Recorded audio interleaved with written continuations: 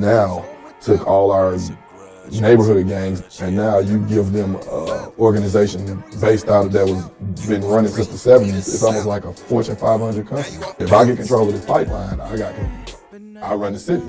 You know, you guys did that to them. I'm gonna let you know, at some point you're gonna have to pay the piper. Just give me a second, sir.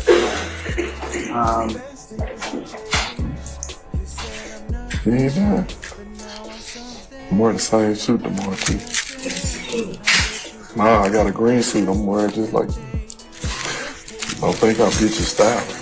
Okay, sir. The question, I answered the question. No. RICO, you're obviously not familiar with. Corruption Excuse me, sir. Excuse me, sir. Excuse me, sir.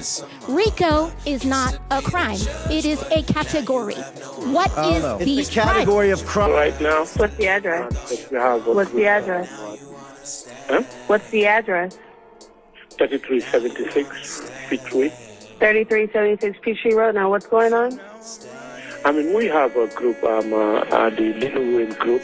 You know, they are coming to the hotel. They said that they have some people who are pulling them and shooting at them. So now they are just about to come and park in our hotel right now. So they need some police around. They said somebody's been shooting at them? Yes, that's what they said. Okay, are they black, white, or Hispanic? Huh? Are they black, white, or Hispanic? Yes, I mean, looks like black people. They are with Little Wayne, the rapper. They're with Lil Wayne, the rapper? Yeah, the group, yeah, his group members. Okay, how many are there? Well, I don't know exactly how many of them are in the bus. They said that they are in the bus. Are they they're in their bus? Yes, they are in the bus, but they are on the way coming to the hotel. They said that they have these guys following them, so they are coming to park in the hotel. They have somebody following them? Did they give a description of who's following them? No, they did not. Okay, what's your name, sir? My name is Ismaila. Spell that.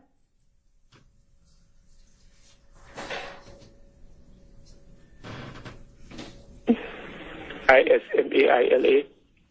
And what's the number you're calling on? Your Honor, we're pausing the phone number that's stated at 1 minute and 30 seconds on 2 Echo Alpha Charlie.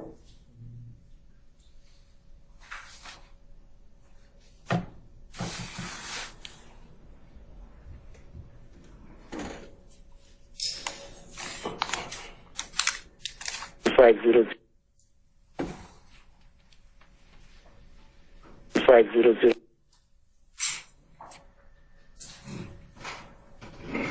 How far away are they from you? I don't know how far they are. They just told me that they are on the way, and then he just ring off. All right, we'll get somebody out there. Okay, then, thanks. Mm-hmm. Thank you. And Your Honor, just for the record, we resumed it back at 1 minute and 37 seconds. All right. Ms. Ladders, when we had just discussed a couple minutes ago on 2 Echo Alpha, that CAD report, under the CAD narrative, when the call changed from a 25 shots fired to a 39 info, do you remember that, Ms. Ladders? Yes. What was the time that the call type changed? 06:24 a.m. hours. Thank you, Ms. Ladders.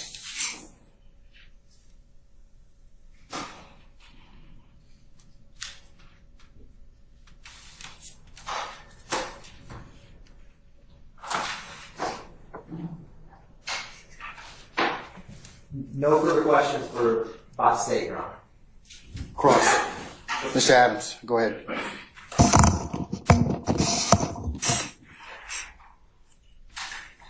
Ms. Lattner, Good morning. welcome back. Pass that up to it. You may, sir. You got the CAD reports in front of you, is that right? Yes. You mind if I grab these for a second and just reference some items on them? And I'll show them to you in a second, if that's okay.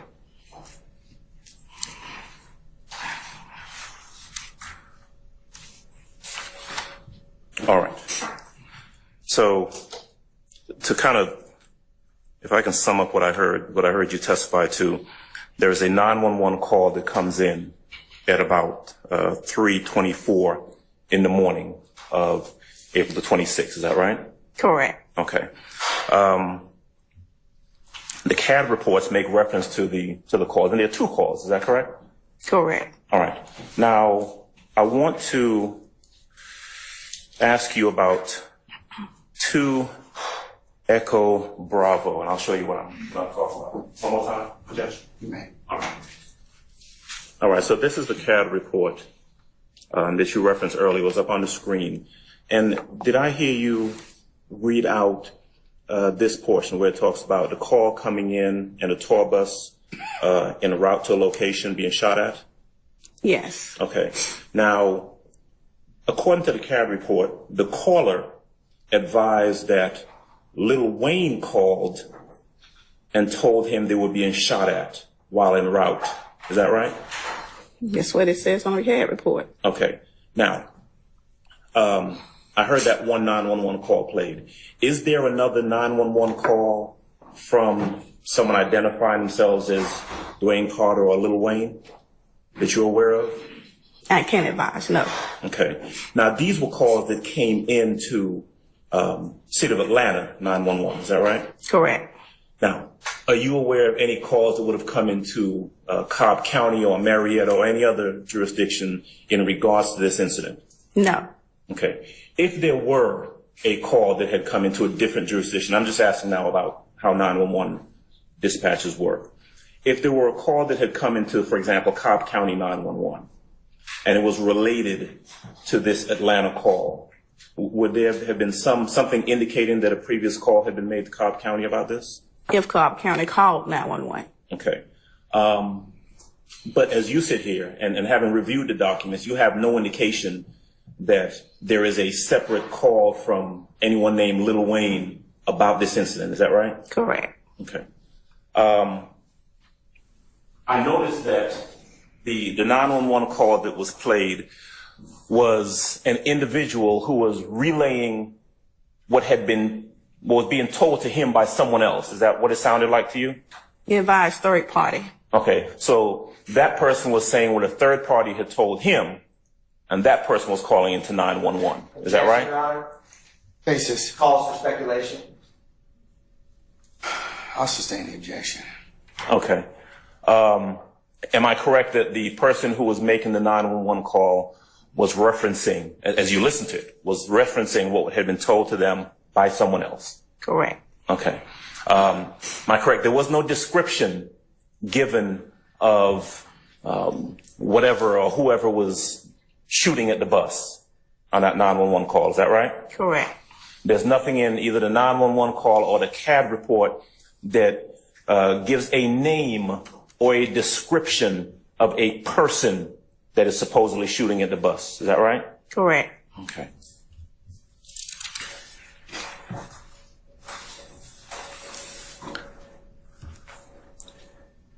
I didn't hear I couldn't make out the name of that person who was calling. Were you able to make out that name by listening to that 911 call? He spelled his name. Okay. I didn't make out the spelling either. Is it in the CAD report? Yes, it is. Okay, what is the name in the CAD report? How is it spelled, please? ISMALIA. ISMALIA. Yes. Okay. All right. And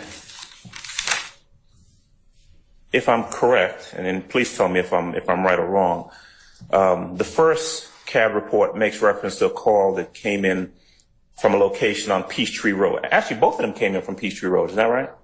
First call came in when officer pulled out with his dispatcher. Okay. And the second one? It's a 911 call. Okay. When the incident is actually taking place? Yes. Or what the caller said about what happened during the incident. Is that right? Correct. Okay.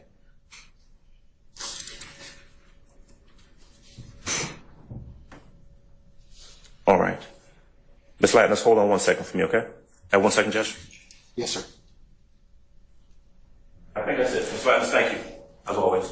All right. Any additional questions? I'll sustain the objection, Mr. Bagno. Why did you have a calm demeanor on that call? I had to.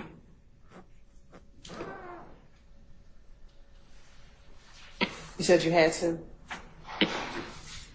And is that based upon what you talked about earlier?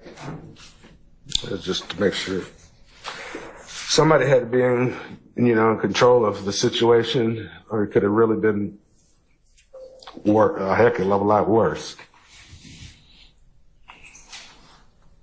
At the time in which you were on the phone with 911, did you realize how much damage had been done to the vehicle? No, I didn't.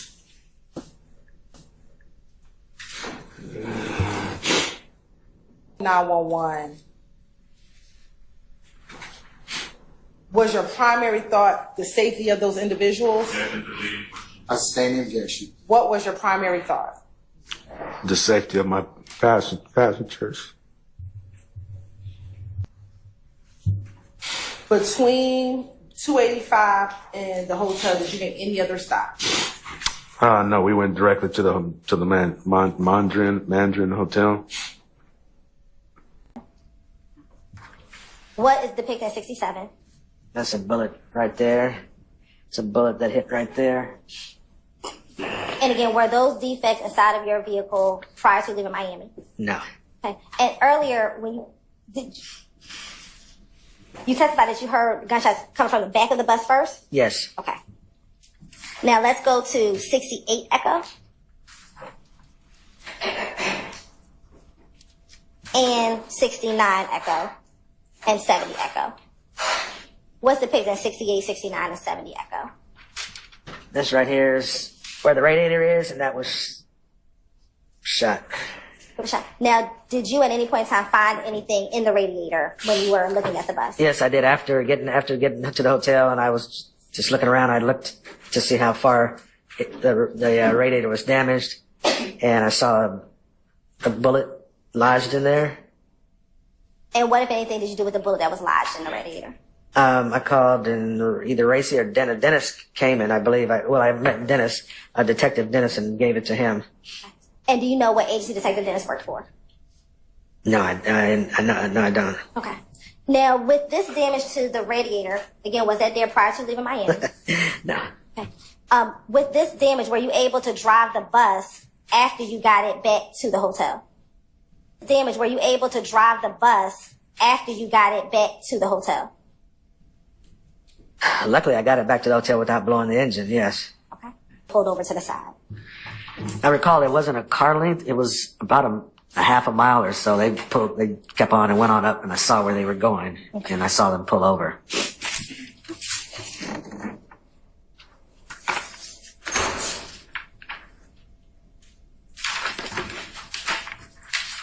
Course indulgence for a moment. Yes, ma'am.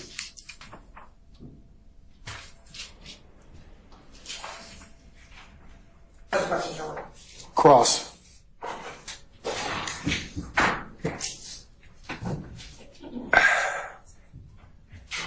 Mr. Lewis. Yes. Good afternoon, sir. Good afternoon. My name is Max Shard. I represent Shannon Stillwell. Okay? Okay. Just going to ask you a few questions. The bus that you were driving, Lil Wayne's security was on that bus, correct? Yes. And that man's name is James Mulvey, correct? I know him as Jim. That's what I know him as. You know him as Jim? Yes. Okay. On direct, you testified that you were the only person who spoke to police that night. Jim, in fact, spoke to police that night as well, correct? I believe so. I'm not sure. Okay. I can't say yes or no. Okay.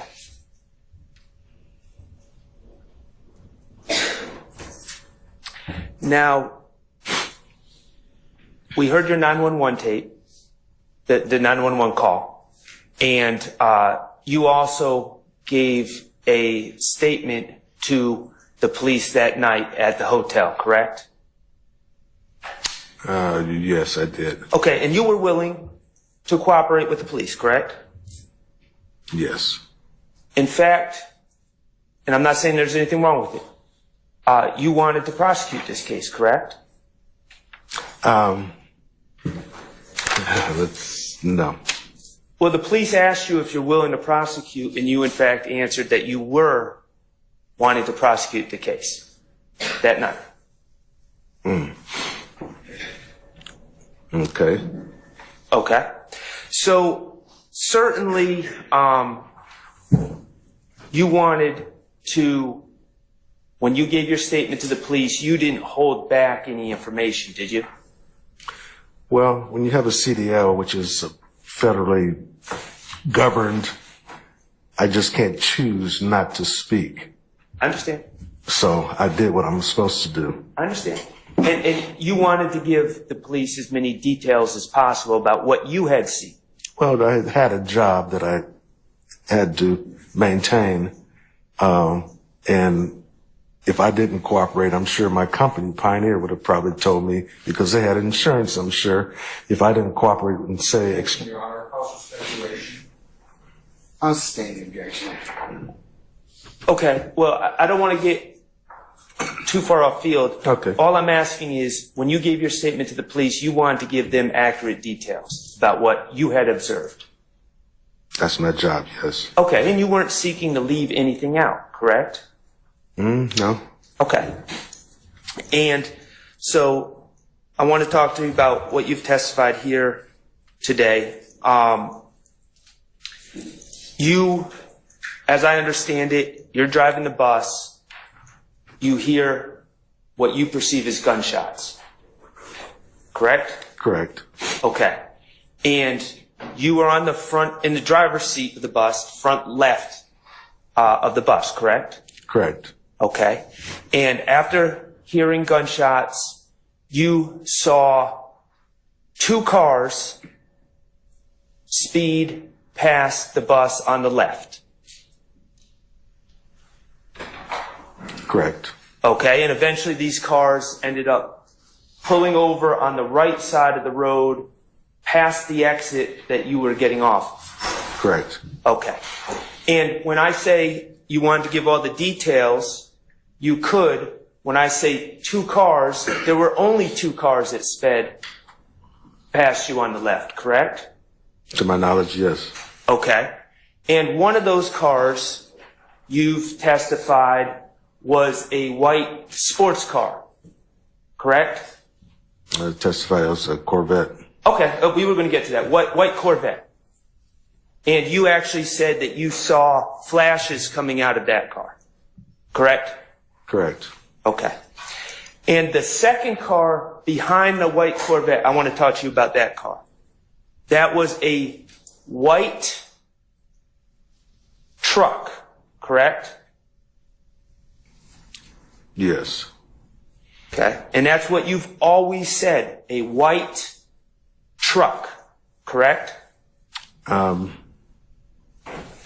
what I remember at 85 miles an hour, yes. Okay.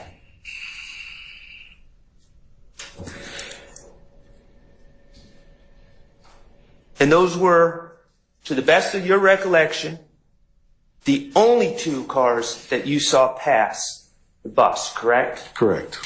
Okay. In all of your statements, you have never, or you did not see, let me just start with this. You did not see a blue SUV that night, did you? I don't recall that. Okay. You do not recall seeing a blue SUV. I don't recall that. And you certainly did not see a blue SUV passing the bus at the time of the gunshots, correct? I don't recall that. Okay.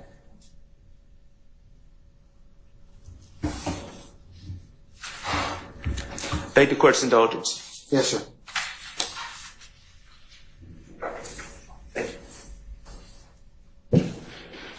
Adams? Thank you, Judge. Sir.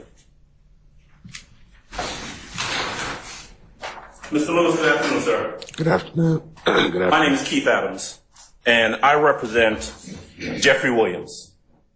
You don't know Jeffrey Williams, do you? No.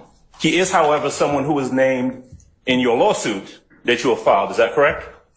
Yes, it is. Okay, so you are, as you sit here, you are a witness in this criminal case, true? Yes. You've been subpoenaed as a witness to come in and testify. I've been subpoenaed, yes. Right. and you are also the plaintiff in a lawsuit that you have brought against Jeffrey Williams, right? Yes. Let's see, Brian Birdman Williams, correct? Correct. Cash Money Records, right? Correct. Young Money Records, right? Correct. Let's see, Jimmy Carlton Winfrey, correct? Correct. And YSL, the corporation, the company. Is that true? That's true. Okay. You have brought that suit, and you are in fact suing those individuals based on the incident that occurred on April 26th of 2015. Is that right? That's right. All right. Now, I want to kind of get to the crux of this. I want to ask you questions about the incident, but would I be correct in saying that at no time on either April 25th, 2015, or April 26th of 2015, did you ever see Jeffrey Williams? That true? That's true. All right. In fact, based on the lawsuit that you filed, you know that on the night of April 25th into April 26th of 2015, you know that Jeffrey Williams was hundreds of miles away when this incident occurred. Don't you know that? I don't know that. All right. That's not information that you've garnered during the course of your lawsuit? It's been a lot. I don't try to recollect all that stuff. You don't know what's going on in the lawsuit that you brought? Yeah, I do. I sustain the objection. Okay. Is the company that you were driving for that night Pioneer? Is that right? Yes. Are they party to the lawsuit against Jeffrey Williams? No, they're not. Okay, it's just you, right? Yes. And that is a $30 million lawsuit that you have brought against someone that you didn't even see that night. True? True. Matter of fact, Brian Birdman Williams, didn't see him that night either, did you? No. Okay. If I heard you correctly, you were not able to describe to the police or any detective or anyone any description of anyone who did any shooting on the night of the 25th going into the 26th. Is that true? That's correct. You didn't see anyone, did you? That's correct. In fact, when you testified earlier about this person who walked up to you and asked for Al, you remember that? Yes. You didn't give a description, or you weren't asked to give a description of that person to the police at any point, were you? No. Clear something up for me. You said it was odd that the person came and asked for Al, right? Right. Your name is Al, isn't it? Yes. Okay.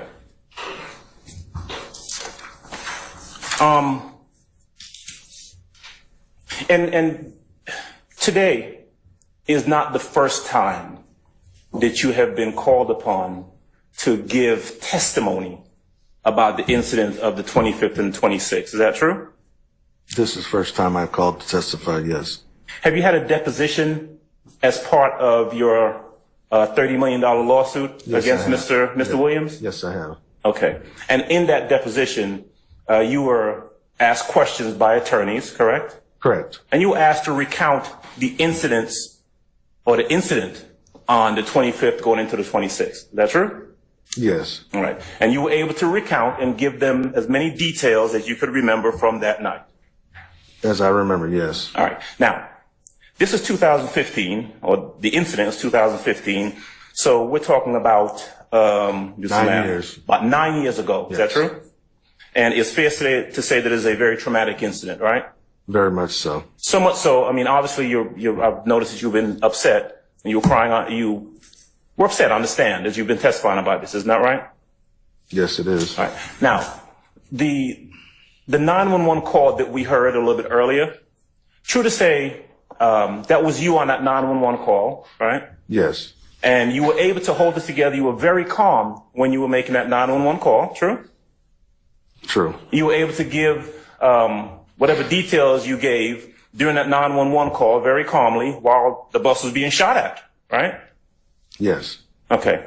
And I heard, you tell me if you heard the same thing, on the 911 call, when you were given a description about this white car and a white truck, there was someone in the background who was kind of telling you, yeah, it was a white car or something like that. Do you remember hearing that?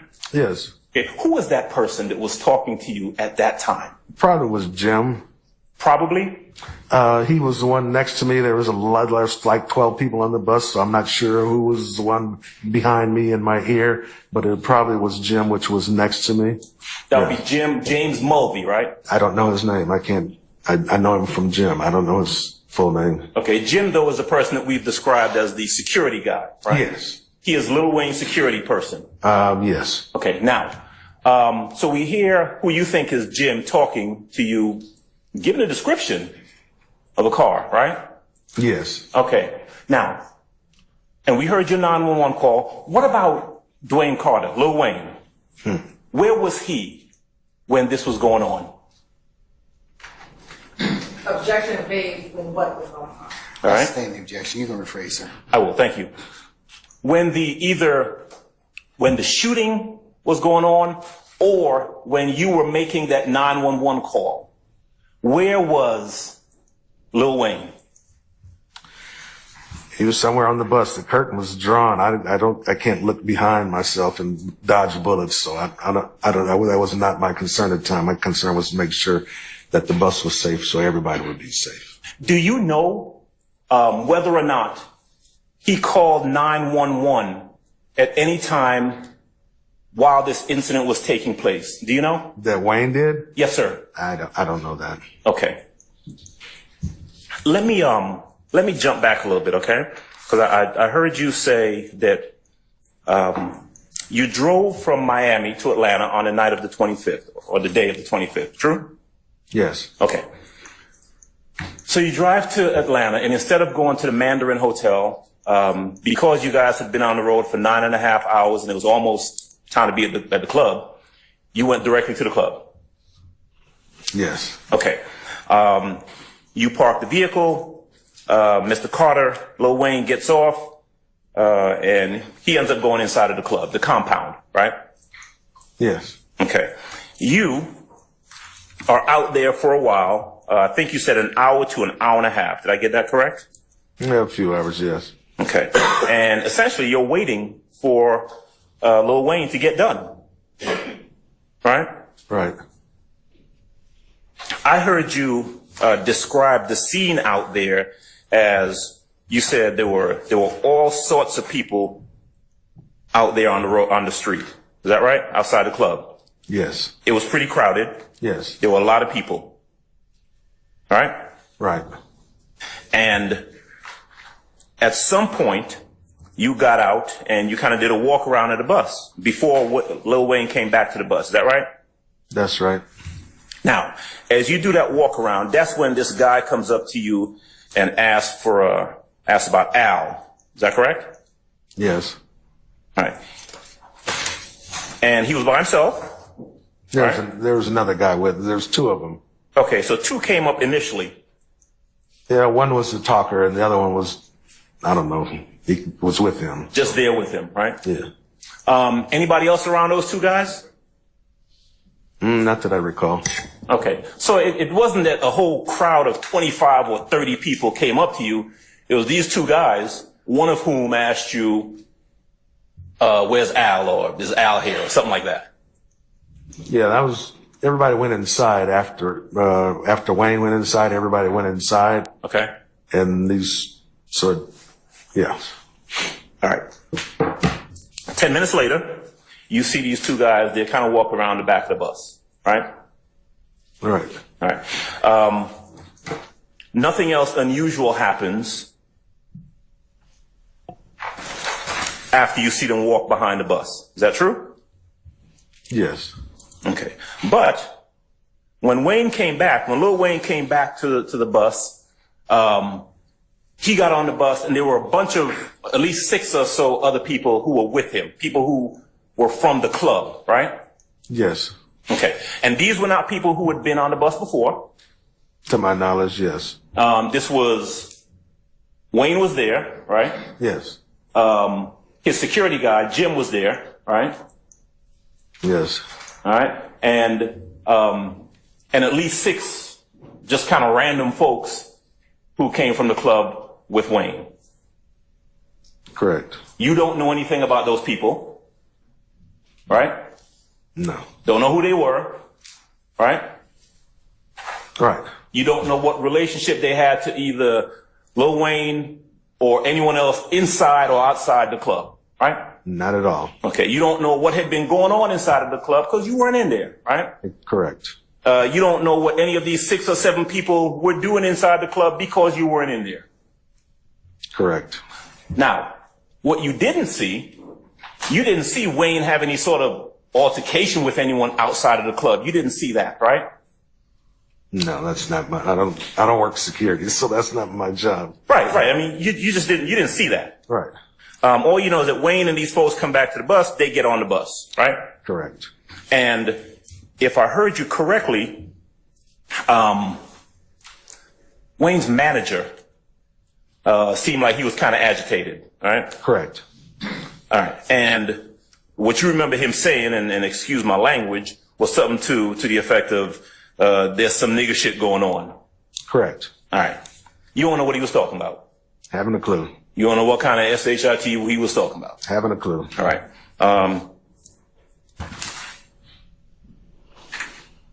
But these folks are on the bus, and then there is a police escort that takes you all to 285, correct? Correct. All right. While the police escort is coming with you guys, there is nothing suspicious, no cars or anything else around the buses. Is that right? Correct. Okay.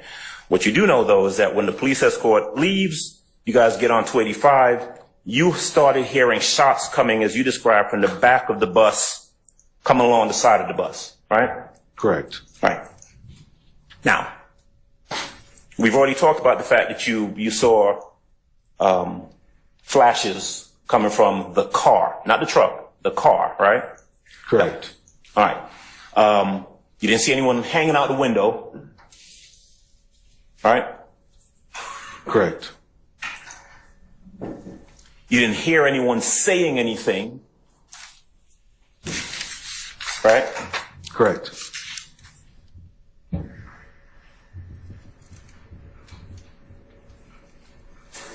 But you could tell that someone was shooting at the bus, right? Correct. Because you could hear it. Correct. Right.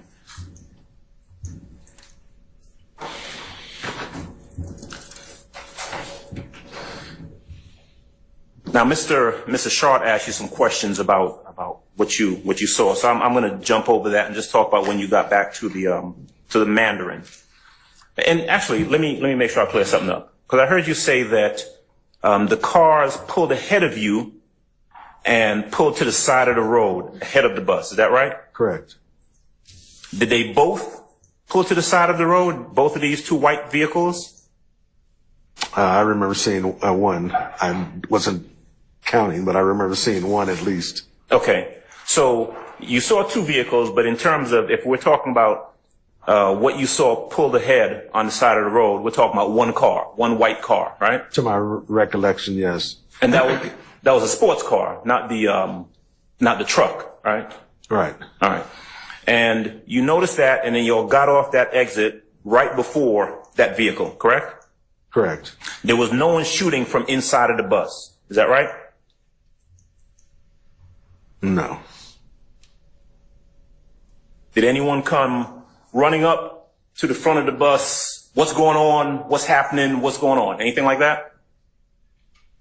Not at all. Okay. You all eventually made it back to, and by the way, your phone call, your 911 call was before you all actually got back to the Mandarin. Is that right, sir? That's correct. Okay.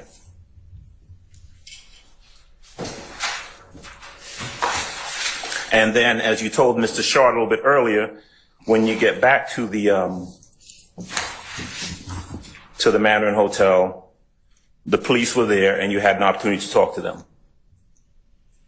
Correct. Tell me, where did Lil Wayne? I presume he got off the bus when you all got back to the Mandarin, right? Correct. Where did he go? Having a clue. What about Jim Mulvey? Where did he go? Having a clue. What about the 6 or 7 or so people who were on the bus, who would have been on the bus when the shooting occurred and potentially been able to describe something to the police? Where did they go? Having a clue. Okay.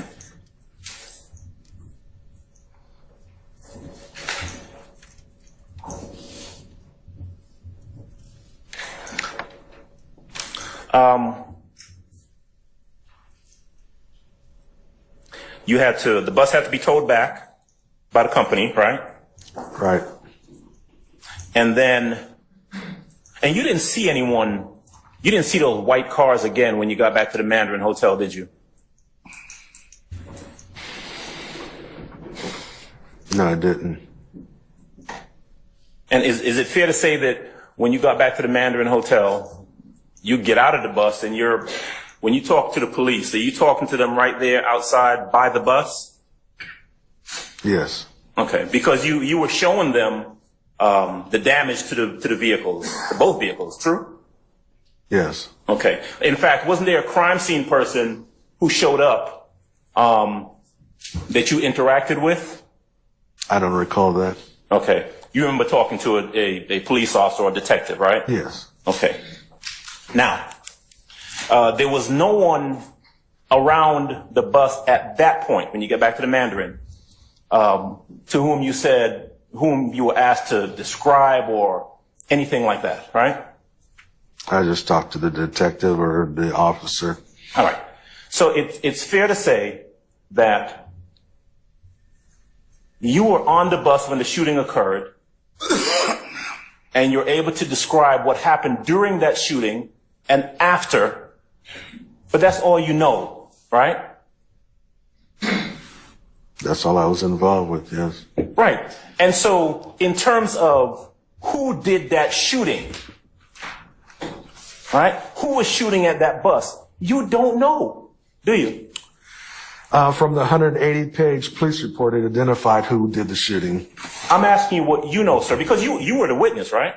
Exactly. You were the one who was present, correct? Correct. You were the one who was in that bus, right? Correct. You were the one who saw that white car, right? Correct. You were the one who did not see anyone or could not identify anyone in the white car, right? Correct. All right, so I don't want to ask you about what any police officers told you or what they came up with, but in terms of what you know, right? You don't know who shot at that bus. Never said I did, correct. You don't know why anyone shot at that bus, right? Is there a real reason why? I don't know. No, I don't know the real reason why. Right.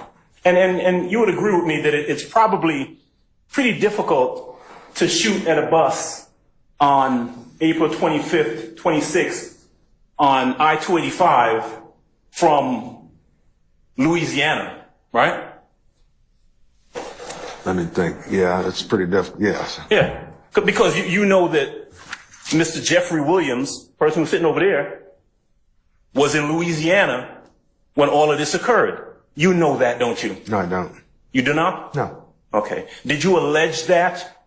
Or did you confront that issue in your civil suit when the depositions were being taken? I didn't allege that he was. I don't know where he was, so I don't know that. When did you file the lawsuit?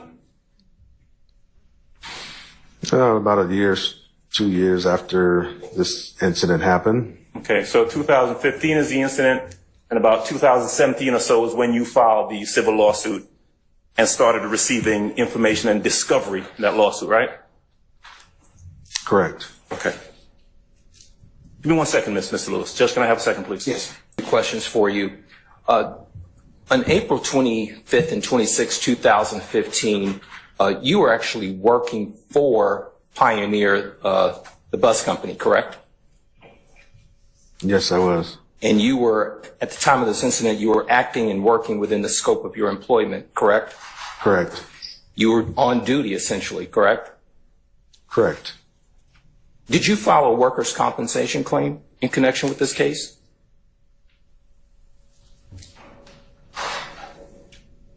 I don't recall that. I mean, I don't recall this. Okay. You were not. I was diagnosed with PTSD, so there's some things I don't recall. So that's one of the things I don't recall. Okay. So you because of this incident. I understand. Gotcha. You don't recall whether or not you received any compensation as a result of any claim that you would have filed with workers' comp as a result of this alleged incident? During that time, I don't recall a lot of stuff. Okay. Yes. That's all I have. Thank you. Thank you. And Mr. Adams asked you about Jimmy Winfrey. Is he a person named in your indictment? In your lawsuit? Excuse me, in your lawsuit. I'm sorry. Thank you. Yes. And are you aware of whether or not he pled guilty to an indictment involving this incident in Cobb County? He pleaded guilty and he took a plea deal. Yes. Okay. And do you know the charges for which he pled guilty to? For shooting that, he was the one that shot at the bus, as far as I stand objection. I'm asking, do you know the charges, not why he pled, but do you know the charges that he pled to? I think I stand objection.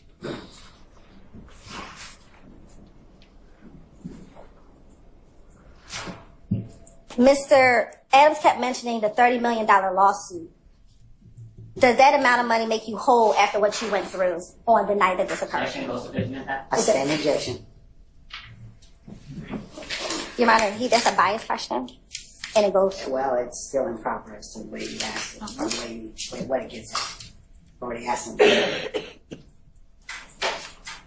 You were asked about individuals on the bus and whether or not any of them ever talked to police. State calls retired Detective Tyrone Dennis. I summon Detective Dennis, please.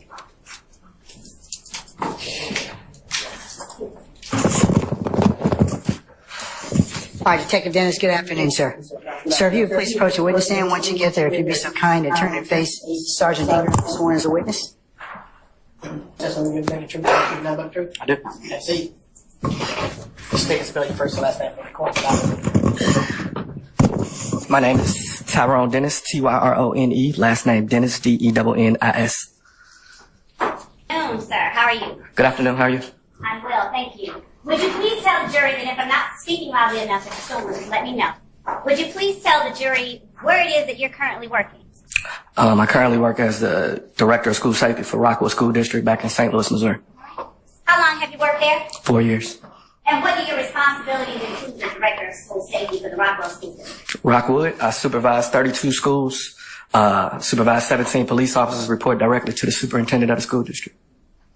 Now, are you certified as a law enforcement officer in the state of Missouri? I am. And what is it that you have to do to become certified as a law enforcement officer in the state? Since March of 2018. Would you tell the jury what Clippers and Cops is? Background. I'll rule objection, should say. Please tell the jury what it is. I created Clippers and Cops in order to create empathy between law enforcement and the community. When I would go get my hair cut, we would have some of the best conversations. And so I decided to grab not only law enforcement, but people from the community. And we basically meet once a month, every third Thursday of the month since 2018. And we basically have open dialogue conversations between the community and law enforcement. When you say between the community and law enforcement, where all do you all have these open communications? Each month we pick a barbershop. When we first started, we couldn't find any barbershops. And then now we have to do a lottery to pick a barbershop because everybody wants us to come. Is it only in the state of Missouri? No, it started here in Atlanta. And when I moved back, I started doing it back in St. Louis as well. Before working in your current capacity, where did you work? I worked for the City of Atlanta Police Department. And what was your last position at the City of Atlanta Police Department? I was a gang detective as well as a ATF task force officer. When did you first start working with the City of Atlanta Police Department? September 7th, 2004. What was your first job there? I was a recruit for 4 months. I went to the academy in December, graduated April of 2005. For 6.5 years, where did you start working within APD? I went to Apex for 6 weeks. I then made detective and was assigned to the Zone 6 Criminal Investigations Division for about 1.5 years. Tell the jury what Apex is. Apex was the new unit they created after disbanding of Red Dog. And I went over as in an investigative capacity. And what types of crimes did you participate in investigating with Apex? Everything from it was a violent crimes unit, so everything from murder down. Way down to the buses myself. I wasn't necessarily paying attention. They weren't the only people that were out there.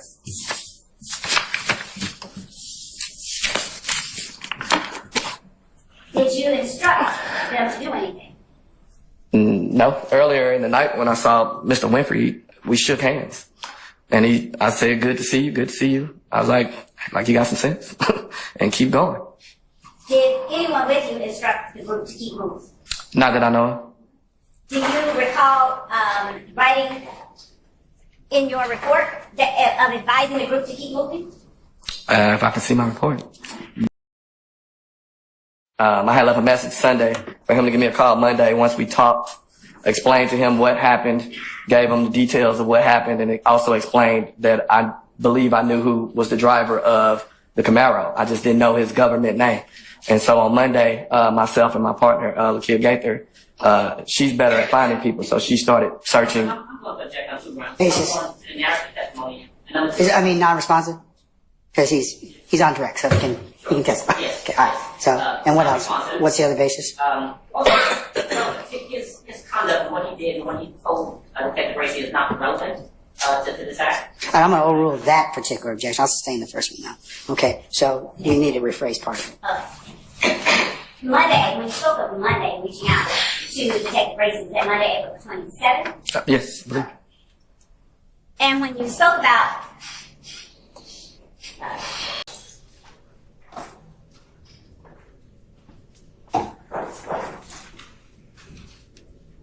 Okay. For our seminar jurors, Mr. Steele, I did in fact get your email correspondence from yesterday. I did take a look at Teague versus the state of 252 Georgia, 354, and Sullivan versus the state of 311 Georgia, 835. I'm of the opinion after reading those two cases, inconsistent with what this court would probably authorize, is you are correct that you cannot ask a witness like a detective. Hey, Detective Smith, what did Detective Green tell you, or what did you learn from him? That would fall within that. However, if our witness here says, did you talk to Green? Without telling us what you talked to Green, what did you do as a result of that? That would be proper, and I would allow that.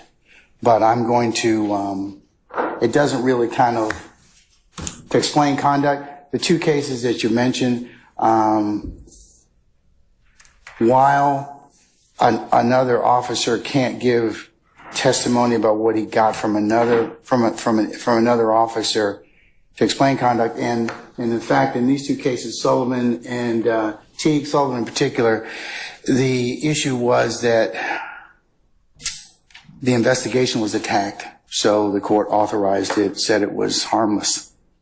So I'm not going to let the state do that, and you can certainly object. No, and I thank you for making that clear. It was just yesterday, and it was right when we broke, but there was a question, maybe two, whatever the record shows, that the prosecutor was announcing, well, this explains the law enforcement officer's conduct, and that, as you know. Well, as long as he doesn't, conduct, he can, as long as he just doesn't state what somebody else told him to relate to what he did, but he can certainly say, as a result of his interactions with other law enforcement officers or witnesses or the like, what he followed up on. That would not be improper. So, and thank you. I'm just reading out of Teague in Division 1, third paragraph up from the end of it, and it says, it will be seen that only in rare circumstances will the conduct of the investigating officer need to be explained. But you're cutting it off, Mr. Steele. You're not looking at an overall context, okay? That was one officer who got information from another. He testified to what somebody else told him. Yes, and the reason that was, the court said it was rare because it's what he said to that particular detective that the court clarified, and that was told to the jury. So this is a little different. If he says, for example, his investigation was predicated on X, Y, and Z, as long as he doesn't state what that was from another detective, that would be, I think that would not violate that or not be hearsay. I agree with what you're saying about hearsay. This is what I'm taking, and then obviously we'll go with what this Honorable Court says over objection if needed. But just to continue reading what I said, if I may, it will be seen that only in rare instances will the conduct of an investigating officer need to be explained, as in practically every case, the motive, intent, or state of mind of such an officer will not be matters concerning which the truth must be found. At the heart, a criminal prosecution is designed to find the truth of what a defendant did, and on occasion of why he did it. It is most unusual that a prosecution will properly concern itself with why an investigating officer did something. That's what I'm asking the court to consider as we go along. I do hear you. I'm not challenging you. I do agree, obviously, not hearsay should never come in. I agree with that, or confrontation clause, depending upon the statement. But I'm going a little further, I think, than what you're saying, and I heard you say just make the objection as we go. But the fact that, I'm just using his name, but former detective, or excuse me, retired detective Dennis, he says, well, and the state was getting into this, I believe, maybe I'm wrong. Well, I knew that there was a beef between Lil Wayne and Jeffrey Williams. Whether it's true or not, I don't know, but I believe that was important. So I wanted to watch people from YSL, and these are the people from YSL. And what I'm saying is, his belief doesn't matter. The fact that maybe he watched closely and saw Jimmy Winfrey almost, God forbid, strike him with a car, that's an observance. That is my position, and that's why I sent you the cases. And I appreciate the court, as always, taking time to discuss same with us. And Okay. give us your insight, your position. Thank you. All right, sir. Anything, madam? Your Honor, just briefly, which was that when an instruction is given and the officer follows an instruction, we're not offering the instruction to explain the officer's conduct as much as for its effect on the listener as a result of the instruction. And I believe that that's the way that we've been doing that. What I heard just now was not a sequential set of events that occurred. We did not, investigators didn't testify that there was a beef between YSL and Young Thug. He testified that they were given instructions not to let some people in the club. I understand. Okay. All right. Anybody else? All right. Sergeant Ingram, summon our jurors for us, please. Can we get Detective Dance to come and rejoin us, please?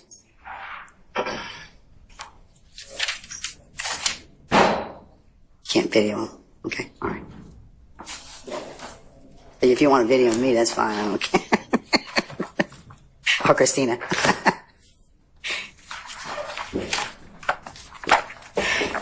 Good morning. Come on, Sam. Run to the back. Jack. Yeah.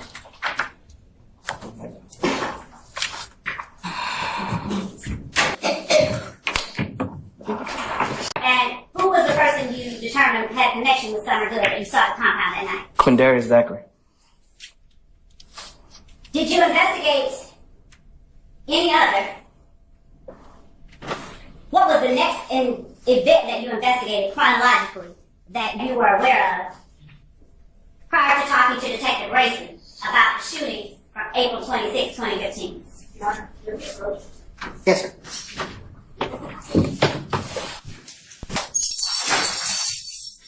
Do you wish to tell the court? Your Honor, I don't know where this is going, but I think that this is definitely something before the state goes down this road that they should have litigated before attempting to. They should what? I'm sorry, sir. Litigated outside the presence of the jury before attempting to do this. I am saying right now, I don't know where the state's going with this, but if I hear my client's name, Shannon Stillwell, or any of people that are associated with my client's name being listed as someone that was being investigated or suspected of a crime, I am moving for an immediate mistrial because that would be highly improper. Who's suspected of crimes that are not charged, not convicted, being listed through an investigator is complete violation of 404B, 404A, and is prejudicial and completely improper. We're trying this case through hearsay right now. I'm surprised the state didn't ask Investigator Dennis, well, what happened in the Donovan Thomas case? Just tell us all about what you learned through hearsay. Because that's where we're headed. And to just say, who's the victim? Who's the suspect? And who's the perpetrator? Yeah, who's the perpetrator? That's highly improper. And right now, the only perpetrator that's been listed is Kelvin Watts. And I think that was improper. But I'm saying, as it goes forward, as soon as a name that's associated with my client or my client's name comes out, I'm moving for an immediate mistrial, and I believe it's very warranted. Thank you, sir. Your Honor, can I join in that objection also? Well, the Hardy rule's in effect, so what else do you want to add to that, sir? Well, I want to, the state cited a case earlier, the Hassan case, that I've had a chance to sit and read through, and that is actually instructive to the court. There is a difference in what the court applied in Hassan and what's going on right here. But Quick is a better case in terms of the court's interpretation of what a detective may testify to. So I have to read both in conjunction. So we'll disagree about our interpretations as to that, but I feel that I've made the correct ruling in respect to that. And you can still object as to foundation, but and that's my position. And I share the same concern that Mr. Sharp has, which is that they have witnesses that they can call to testify about the individual incidents. And if it's relevant, it comes in and those witnesses testify. But they can't simply wholeheartedly have Detective Dennis, and just by asking the questions in a certain way, saying, what does your investigation show? He can't just he can testify to the end result of the investigation, but he can't get around hearsay by simply saying that I know this person was a perpetrator, this person was a victim. All of that comes from hearsay. In the Hassan case, that detective was not allowed. Of course, that detective did not testify about information gleaned from other detectives or information gleaned from the investigation. They were very clear in Hassan as to what was admissible and what was not. And what he is testifying to right now is not admissible. They can't call those witnesses, and they've got 200 witnesses on the witness list. They're trying to get around calling a lot of witnesses by trying this case, as Mr. Shaw said very aptly, by hearsay. And that deprives us of the ability to confront those witnesses. If the detective says, well, this person I determined to be a perpetrator, this person I determined to be a victim, we have no way of confronting that if it's just coming in based on his hearsay testimony. Oh. I would object. I would be in the same position and ask for the state to not be allowed to continue down that road. okay, all right. State?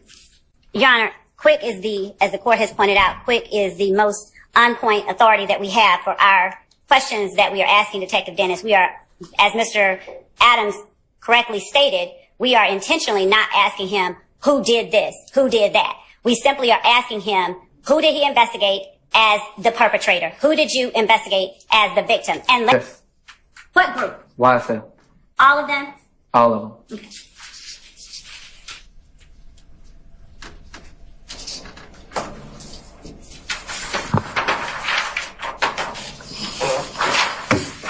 And did you have an occasion to interview Walter Murphy in connection with the April 12, 2015 incident and the April 26, 2015 shooting of the Little Wayne bus? Yes.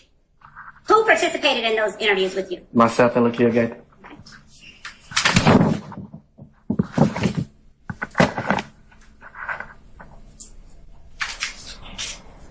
So we'll go to 4/26, 2015. Little Wayne bus shooting.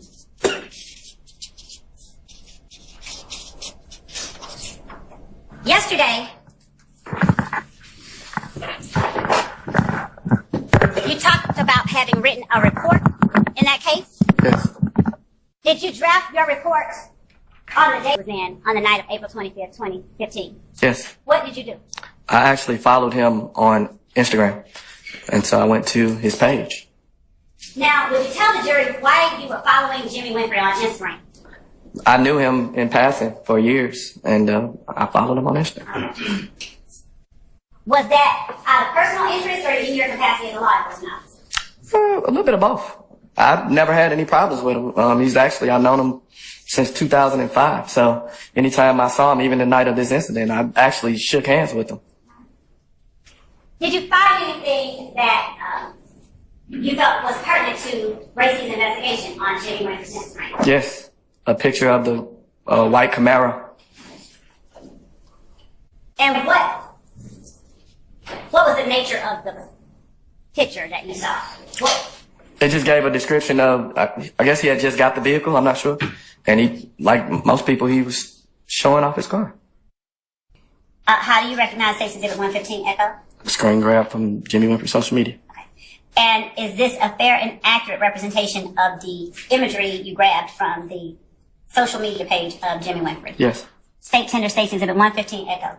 Any further objection to States 115 Echo? Just bring objection. All right, it's admitted over objection with redaction. All right. It may be published as you see fit. Thank you. Cat in Stacey Exhibit 110 Echo. That's on the screen now. We're looking at the screen grab of the surveillance footage from the Vault studio. Or at 675 Metropolitan, the surveillance cameras right at the entrance of the location. Detective T to get surveillance footage. Did Detective T copy with a device? I stand objection. How did Detective T normally retrieve the video? Objection, false speculation. It does not. It speaks to his personal knowledge and how Detective T normally does it for him. That's called for speculation. I'll stand the objection. Have you gotten video footage from Detective T before? Yes. Did Detective T's footage look like this? A recording of a recording? No. How did Detective T's footage look? Detective T specializes in abstracting video footage, and that's his assignment. So whenever there's an incident, usually our Homeland Security team goes and retrieves the surveillance footage. And did you or Detective Gaither specialize in extracting surveillance? No. All right. As we play Station 111 Echo, would you explain what is happening that is of significance to your investigation? And Station 111 Echo, as we play.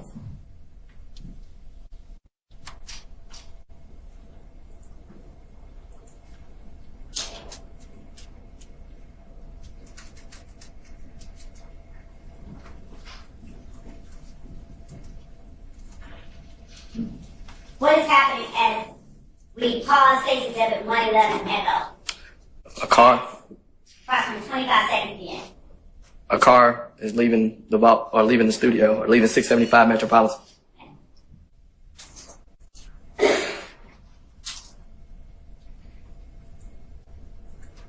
Did you all pause the surveillance footage at that point when the car came out? I believe so.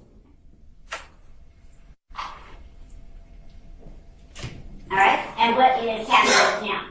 We started the video back, and we basically screen grabbed the different vehicles that was leaving out at the same time as the white Camaro. Okay. Is testimony that the jury should be allowed to consider in light of Mr. Sharp's questioning of Detective Gaither and her report. So the point. That's separate. It is separate, but that's a separate issue. You got her report. That's a separate issue, and then you got Robinson's report, which is a separate issue. Right. So which one are we focusing on at this point in time? Robinson's report or lack thereof? Yes. Okay. All right. So what's the issue for the court at this point in time? So what I have asked. No report. No, there is a report. From Robinson. And Your Honor, we're talking. Okay. And did you? Was that turned over to you in discovery? It was. Mr. Adams, was that turned over to you in discovery? Yes, the report was turned over. Okay, Robinson's report. Yes. Okay, all right. So what is there left for me to resolve at this point in time? If that was turned over to you. What is left for you to resolve is to order them to, well, first of all, the report makes reference to Which report? Robinson's report? Robinson's report Okay. makes reference to audios, videos, interviews that we do not have, that we've never received from the state. And let's not confuse the issue. She just stepped up and told you a minute ago that the only thing in the report was a 4-page report. That's not true. Okay, all right. So okay, but let's clarify. But let's clarify. Hold on. Let's just clarify, Mr. Adams. Okay, there may be other things that the 4-page report refers to that you don't have, and that are missing for whatever reason. They're not missing. No one has said they're missing. We just don't have them. Okay, but if you don't have them, they're missing. Well, no, if we don't have them, they haven't given them to us. Now, that doesn't, no, one does not equate the other. Because if the state doesn't have them to give them to you, it's because they have a duty to turn them over. If they didn't give them to you, that would be an ethical as well as potentially a Brady violation. So you can't really intimate that on them unless they have it in their possession. They're telling you they don't have it. They've not told me they don't have it. Okay. All right, well. And the law presumes that the police department and the DA's office are the same. Yes. For purposes of law enforcement, for purposes of discovery. You are correct. They're presumed to have as well. They're not. Okay, but there's a presumption, but the presumption can be rebutted. If they tell you as officers of the court, we have searched and we don't have it. And we have gone through all the steps and we don't have it. Yeah. Because here's the thing, if they have it, or we find out they had it, then that's one thing. Then we'll certainly deal with that. But have you all searched to ensure that you don't have any of those? Your Honor, were any of those videos or interviews that were in Robinson's report? The only file that we have is the one that we were given by Detectives Gaither and Dennis after the conclusion of their... So you don't have any of those other, I would say, documents by incorporation from his report? You don't have any of those? We do not. Okay, all right. Can you all approach? Let me ask you one more question. I need to ask you this. Come on up, Mr. Adams. Fast forward to, I think, 2009 or 2010, Chris Markell Bennett was kidnapped. And when he was kidnapped, my supervisor had me reach out to the lead detective, Detective Murdoch, who worked homicide missing persons. And when we actually met at the King Center, and when we met, I basically brought my beat book, showed him all my stuff, and was telling him about this gang. And he looked me in my face and said, "You watch too much TV." And of course, at the time, I'm like, okay, whatever. I'm kind of offended. About a week later, he reached back out to me and he said, "I want to apologize to you." And I was like, "For what?" And he said, "Because everything that you gave was spot on. And if you didn't tell us this, we wouldn't know anything about it." And so at that point, he put me in to go to Apex. What is Apex? Apex was the spinoff of Red Dog. And what was Red Dog? Red Dog was basically running every drug dealer out of Georgia, created during the crack epidemic to target drug dealers in housing projects and so forth around the city. Okay. I knew what Red Dog was from Freaknik. Growing up in St. Louis, people that came to Freaknik would talk about the Red Dogs, and they don't play in different stuff like that. Okay. When I came on Atlanta Police Department, they still were in existence, and but they were subsequently disbanded after the Eagle Raid. Once they were disbanded, they created Apex. Apex would be similar, but they would have an investigative arm. And so Detective Murdoch actually put my name in to go to Apex. I usually worked by myself, so I wasn't used to working with other officers and things like that. So when he initially said it, I was kind of standoffish to it. Mm-hmm. So, but did you become involved in Apex? Did you work? I actually got reassigned to Apex for 6 weeks. Okay. And what were your responsibilities while you were assigned to Apex? Target criminal enterprises and try to see if I can build cases, but I wasn't there long enough to really do anything. Okay. Now, from Apex, is that when you went into the gang unit? No. So 6.5 years on patrol, got assigned to Apex for 6 weeks. Then I made detective, and from detective I got assigned to Zone 6 Criminal Investigations Division. At that time they did a realignment of the city, so parts of Zone 6 became some of the old Fourth Ward became part of Zone 6, and so basically where I worked patrol became now where I was a detective also. And so when I made detective, started off working burglaries and simple thefts, fraud, stuff like that. And then eventually I became one of the robbery carjacking detectives. What kind of relationships did you form within the community as a beat cop and later as a detective? As a cop, the community is key to what you do, because the relationships that you form helps you do your job at the end of the day. As a cop, I'm only there for 40 hours a week, and the streets talk, and you have to know how to receive it. And so for myself, I knew everybody. I knew every elderly lady, every homeless person. I knew the store owners. I knew the dope boys that stood on the corner.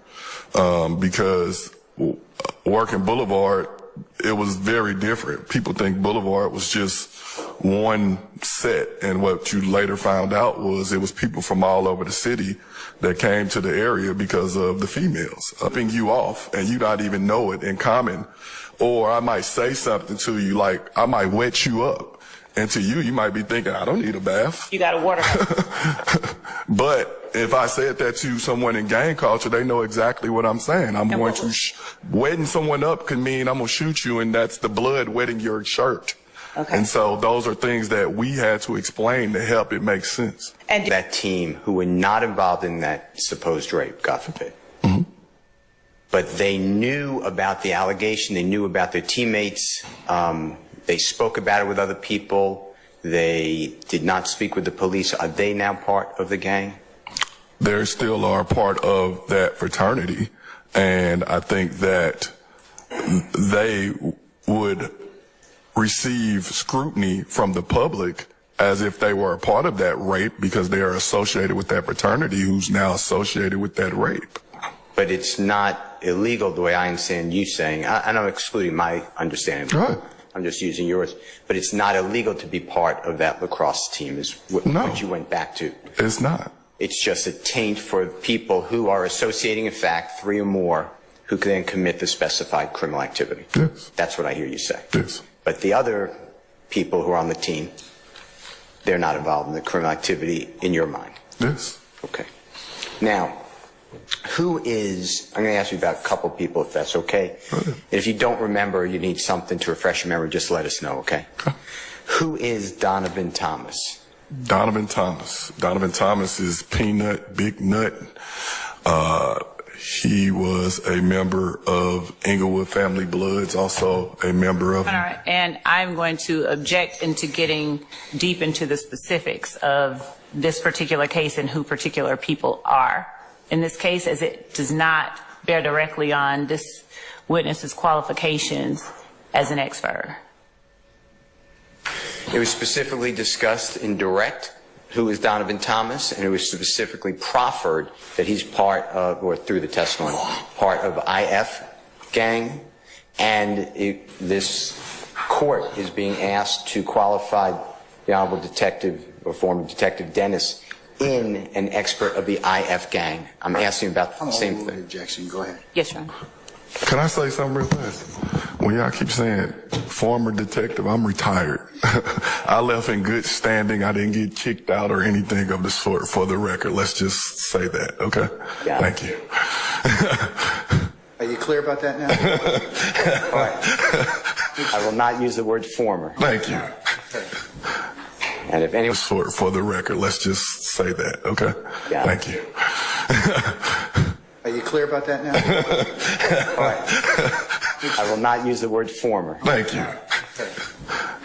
And if anyone else used the word former, I would recommend not using it. Thank you. No, y'all just kept saying it, and it's like when you say it, it makes it seem like I didn't leave in good standing or something happened for me to leave. I left on my own terms, and I retired. I don't think former means you left on bad terms. Potato, potato. But we're going to call it retired. All right. Okay, so I apologize. That's okay. Do you remember the question? Who is Donovan Thomas? Yeah. Donovan Thomas, Peanut, was a member of IF Gang as well as Bird Gang. I think I had my first interaction with Donovan Thomas when I first became a patrol officer in 2005. Their gang, Bird Gang. And Your Honor, again, the specifics. I would object to specific information being elicited. The question has been answered, and beyond that, I would object to us getting deep into the details of any particular cases. But you did ask him about it, so I think you opened the door about that in terms of and you opened the door about that in terms of qualifications. So, but I remind Mr. Seal, this may be more subject or appropriate for us to, if I qualify him as expert, okay? Yeah, I just need to have an understanding, and I thought you overruled the objection, so unless I'm mistaken. I think he's answered the question at this point in time. He did, not really. Twice. No, he said he gave it nicknames. Okay, but that's how he knows them, so. I know him, I'm sorry. Your Honor, I'd like some leeway. This is what you are qualifying the gentleman, and he's the named victim in our case. I give you some leeway, sir. What would you like to know? Just give the background that you know. I understand that you met him, I believe, 2005. And then you were saying that he was a member. I don't think you said this, so clarify this. He was a member at that time of the Bird Gang, but I don't think you said that. So he was a member of Bird Gang, as I knew it. He also was a high-ranking member of Inglewood Family Bloods, as I knew it. Okay. And when you say high-ranking member, are we talking about the highest, second highest? I think he was second or third in command. Okay. And at what time in relation to the second or third in command of the IF gang? What do you mean? What year? Are we talking about the whole time, or are we talking about January 10th? There was a point where a gentleman by the name of Mo Rice Williams basically flew to California and helped get the blessings from California to operate here in Atlanta as Inglewood Family Bloods.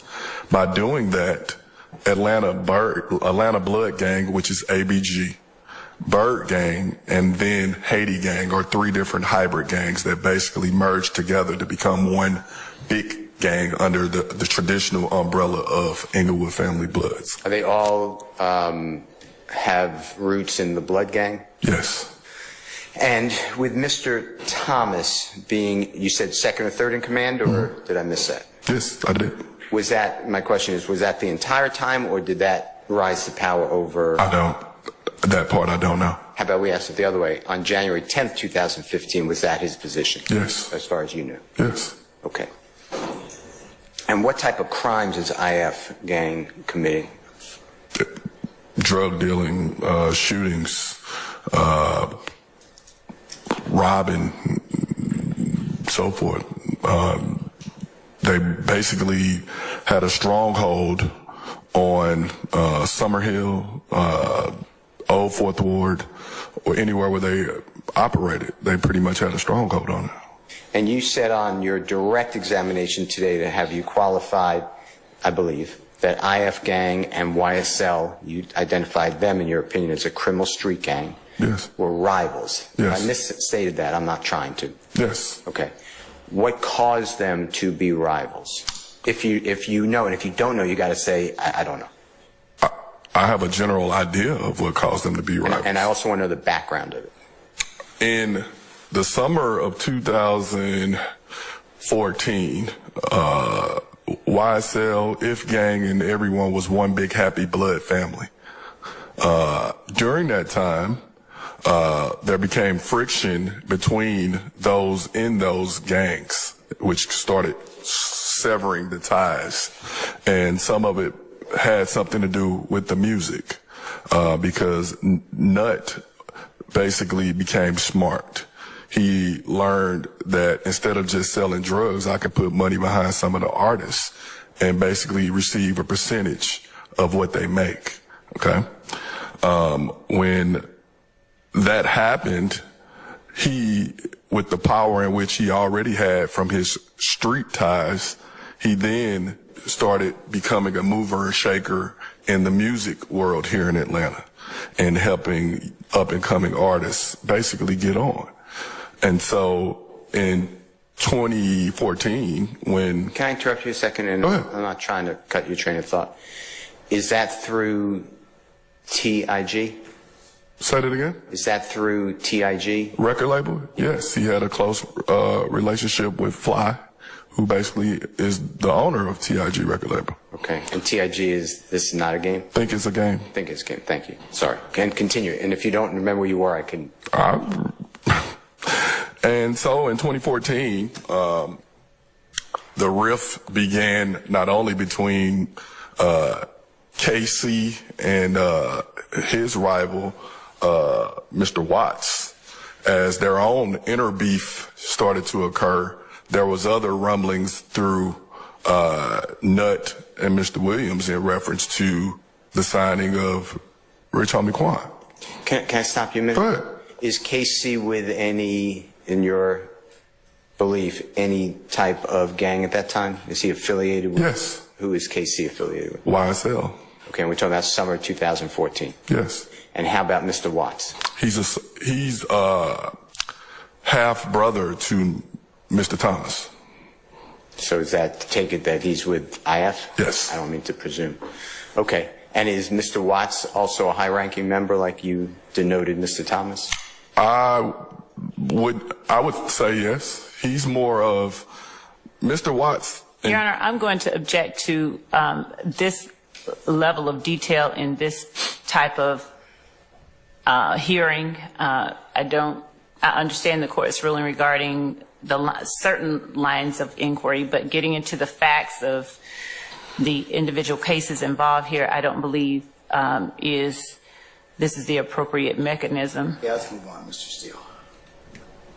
Okay. Well, then just go back to the original question. What caused the IF in your investigation to become a qualified expert, expert for the Honorable Court's consideration to be qualified as to why IF and YSL are rivals? A part of it was music, a part of it was gang, part of it was power, part of it was money. And all those factors balled into subsequently the assassination of Donovan Thomas. And where do you get the information? And I'll tell you what I wrote down if it helps you. But you're asserting a lot of facts. Okay. So what's the background of those facts? Sitting through countless interviews with individuals that were either A, charged, B, suspects, or C, interacted with law enforcement, and doing my own investigations through witnesses, the families of victims, social media, all this information. We're talking about this is from 8 years ago for myself. And 2015. Correct. And some of the individuals that are sitting in here, I actually sat in the interviews with them and discussed some of these things. And some of the points that were made or confirmed, some of them helped do that. So when you ask that question, this isn't necessarily just one person told us this or one thing happened. We're talking about my expertise as an investigator, as a police officer, and as a human, being able to listen to what they're telling me, following up to corroborate and so forth to confirm or dismiss some of the information as, okay, did this happen? Could this happen? Or, okay, we tried to confirm a lot of the things that was told to us through actual case numbers and incidents that we can follow up on, or a witness that we can follow up on to confirm the stories that were being told to us. We didn't just say, okay, well, he said this, and okay, let's go get a warrant. It didn't happen like that. I heard you say earlier about, and if I'm misstating, I apologize, but the Black Beat book, is that what you said? My beat book, yes. Okay. I don't know where I got black from. I apologize. It was black. That's where you got it from. Okay. It was a black binder. Basically, as a police officer, I learned that knowledge was power. I didn't like touching on people every day. I didn't like searching people every day. And so I started to gather knowledge and information. And with that information, things started to make sense. It's almost like the Matrix or something. Once you start understanding gangs and the things that are going around, other stuff start making sense. The shooting that just happened that comes on the news at night to the common person might think, oh, it's just a random shooting. Well, I'm going to dig and find the backstory. And then you find that backstory was that shooting was a retaliation to an incident that happened somewhere else. And they were retaliating from that incident that happened elsewhere and so forth.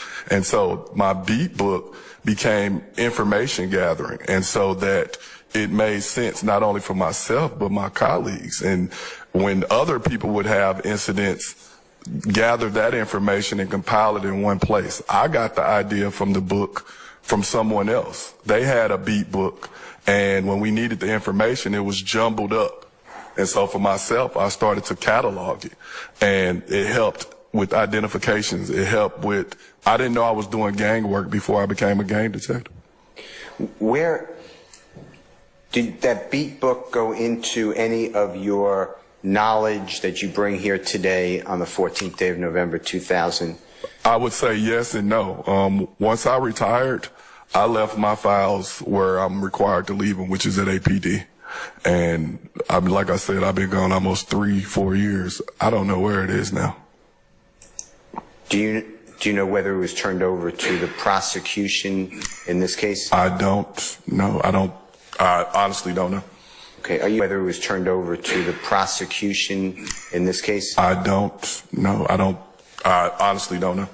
Okay, are you familiar with the discovery provided in this case by any chance? Somewhat. Is the beat book included in the discovery that you're familiar with? I don't know. Okay. I wasn't here for all of that. To be honest with you, Mr. Steele, the information that I possess in this case, we had this information 8 years ago. And if what's just in my personal opinion, some of the people that represent some of the individuals in some of these cases, they had the opportunity to compile this information and had access to this information 8 years ago. For myself and the people that worked on this case, we did our job and we presented it the way that we had it. That's why you see some people who took pleas years ago, because we did our job. And honestly, a part of me, when this case came back, I felt that I moved on with my life. I don't live here, I don't work here anymore, and I did my job. If we would have had the proper support that I feel that we got now, then this case would have been over. Because the information that I'm telling you, it's in black and white. It's in our warrants, it's in our indictments, all of that. I have absolutely nothing to, you know what I'm saying? Like, I don't know where some of this stuff is, because after I retired, I moved on. I don't even have a police uniform anymore. So that's not my calling anymore. Okay, I think I understand what you're saying.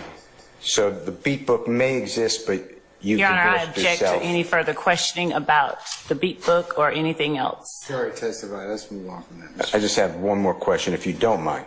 I just want to clarify for my subpoena. I think you've asked all the questions you need to at this point in time in terms of his knowledge of the beat book. Would you allow one more question, and then if it's not a proper question, you can tell me. Okay. The retired detective, not to answer it. Do you know where the beat book is today? Your Honor, I object. He's already answered that. He's asked, yeah. You can answer it if you can. I do not. Okay. I don't know where any of my files from my previous profession is today. We catalog and kept our files. We have to leave them in the office. When different supervisors come in, different stuff can get misplaced. I don't know. I'm not there, so I don't know. No, I understand, and I appreciate the information. The Georgia Gang Investigator Association, how do you become a part of that? If you were a part of it. I know you attended classes.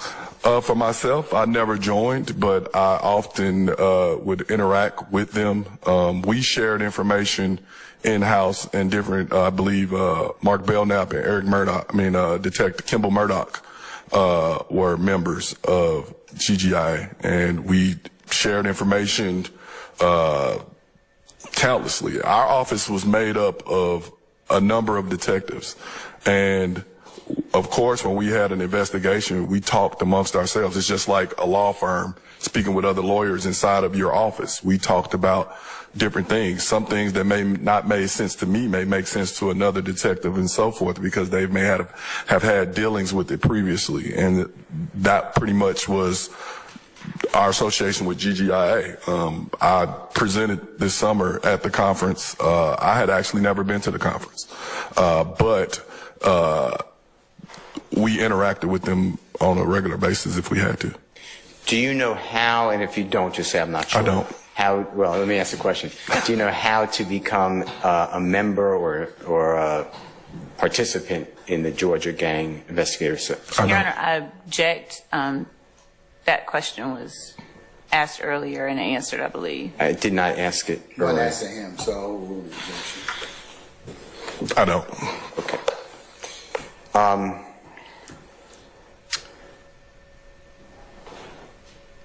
You talked about on direct examination with the Honorable Prosecutor, gangs, hip-hop, and gangs. And I'm just looking at State's Exhibit 2B, as in Barry and Bravo. You asked about police reform. I created a program called Clippers and Cops, basically in an attempt to try to have these conversations with the community. The goal, someone just told me the other day, it was like, no longer we should be trying to bridge the gap, we should be trying to fill the gap. We shouldn't be doing policing like we've been doing for the last 40 years because it hasn't always worked. So we have to begin to make our police part of the communities in which they serve. They have to get out of the car, take the earbuds out, get to know the community. But the community has to, if they're trying, they have to accept them as well. Because if, say for example, a 21-year-old white kid that never grew up in the inner city is dropped in Southwest Atlanta, somebody's gonna have to school them on the way of the land. And I think that, once again, we have to get back to community. In Clippers and Cops, we talk about everything under the sun. Whatever people want to talk about, we're there. No one forces us to be there. We don't get paid to be there. I started it in several offices, including Paxton joins in, and we do this once a month, and we do it for 2 to 3 hours, and we try to touch on stuff like this to try to come up with solutions. That's the new reform. They were turned over as part, did not identify those pages as Officer Robinson's report. They were turned over as part of the Dexter Montgomery file.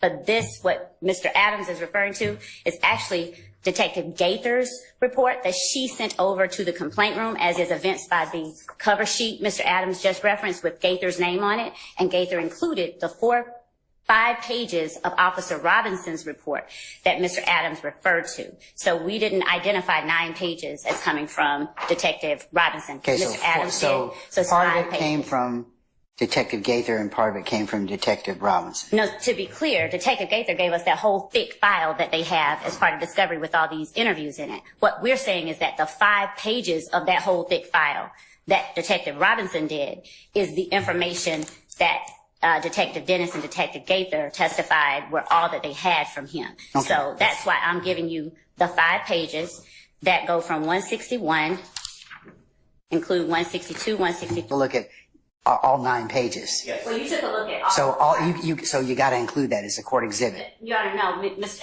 Okay, I looked at everything. I looked at, even though the focus was those 5 pages, I did have the other 4 that comprised, when Mr. Adams was up here, I was talking about that. 160 through 165. That's why the court thought that they were double. Okay, but there's a cover sheet. There's 4 more pages. There's 4 more pages I saw yesterday. Your Honor, the only thing that, and the record, if we were on the record, so it shows 160 through 165. The cover sheet was not shown.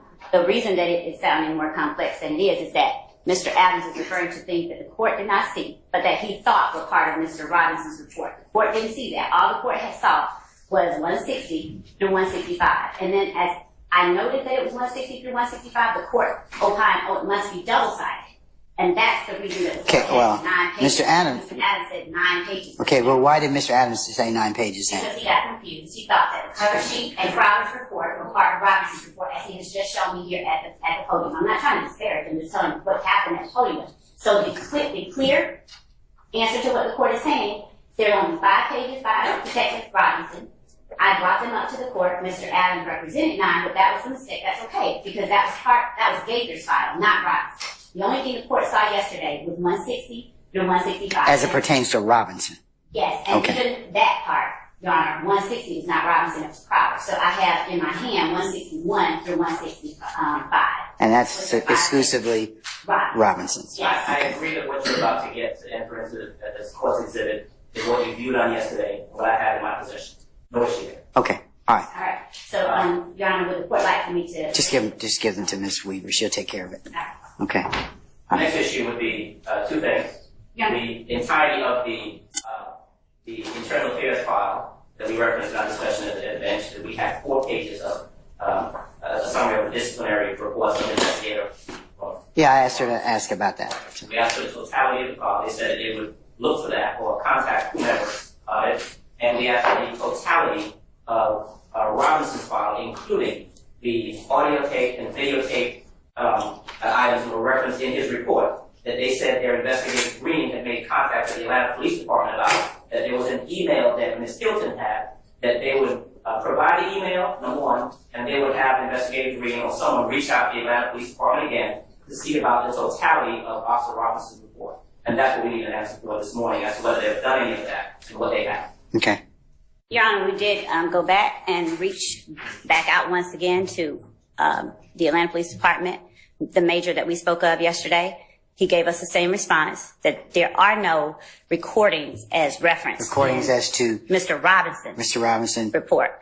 The IA information, I believe the court gave us a deadline to get that to the court. 2 weeks. We reached, right. Yeah, to see whether or not, because it may come up later. Right. It may come up later. And so we also just reference in their conversation with Detective Dennis, they spoke to him about Officer Robinson, that there's some interview or some discussion between Dennis and Gaither and Officer Robinson that they obviously know about now, that there's some possibility of an FBI file or something, the case may have been turned over, that it appears. But that's, he's speculating. He being Robinson is speculating. Right, he being Dennis. I think Dennis is speculating. Obviously, Dennis has some information about that he shared with the state. So it looks like there's more stuff out there we simply don't have or don't know about, and certainly should have had, and really should have known about, in order to properly cross-examine any witnesses, including that. There are two. Because if it goes to the Montgomery case, if there was something in that investigation done by Detective or Officer Robinson that's relevant to our cross-examination of any witnesses in that case, then we should have had that, and we did not have it. Okay, here's how I'm going to solve this issue, because we're going around the mulberry bush. Robinson summarized what he did in that case. All right. He didn't summarize. There's nothing that's in Robinson's summary that is contrary or counter to anything anyone later told detectives. But that's not. But we don't. Mr. Adams, hold on. We don't know that. That's why you need to try and find the other information. If you can't find it, you can't find it. If Green's inquired again, but know this: if it comes up later and we find it, I'm going to take some other remedies. I don't even know that it exists, but we will. Okay, but I'm just telling you. If it comes up, it surfaces. And Your Honor, that was part of the reason that Detectives Gaither and Dennis took it over, because they did not see all of this stuff that should have been in a file. Okay, and that's fine. But here, I think you gotten all the mileage you're gonna get out of it. Do not. I'm telling you, based on what you just told me this morning, there's no other reason for you to ask Dennis about anything, about any other interviews, of him going over to. For them going over, because they started their investigation again. And all this other stuff.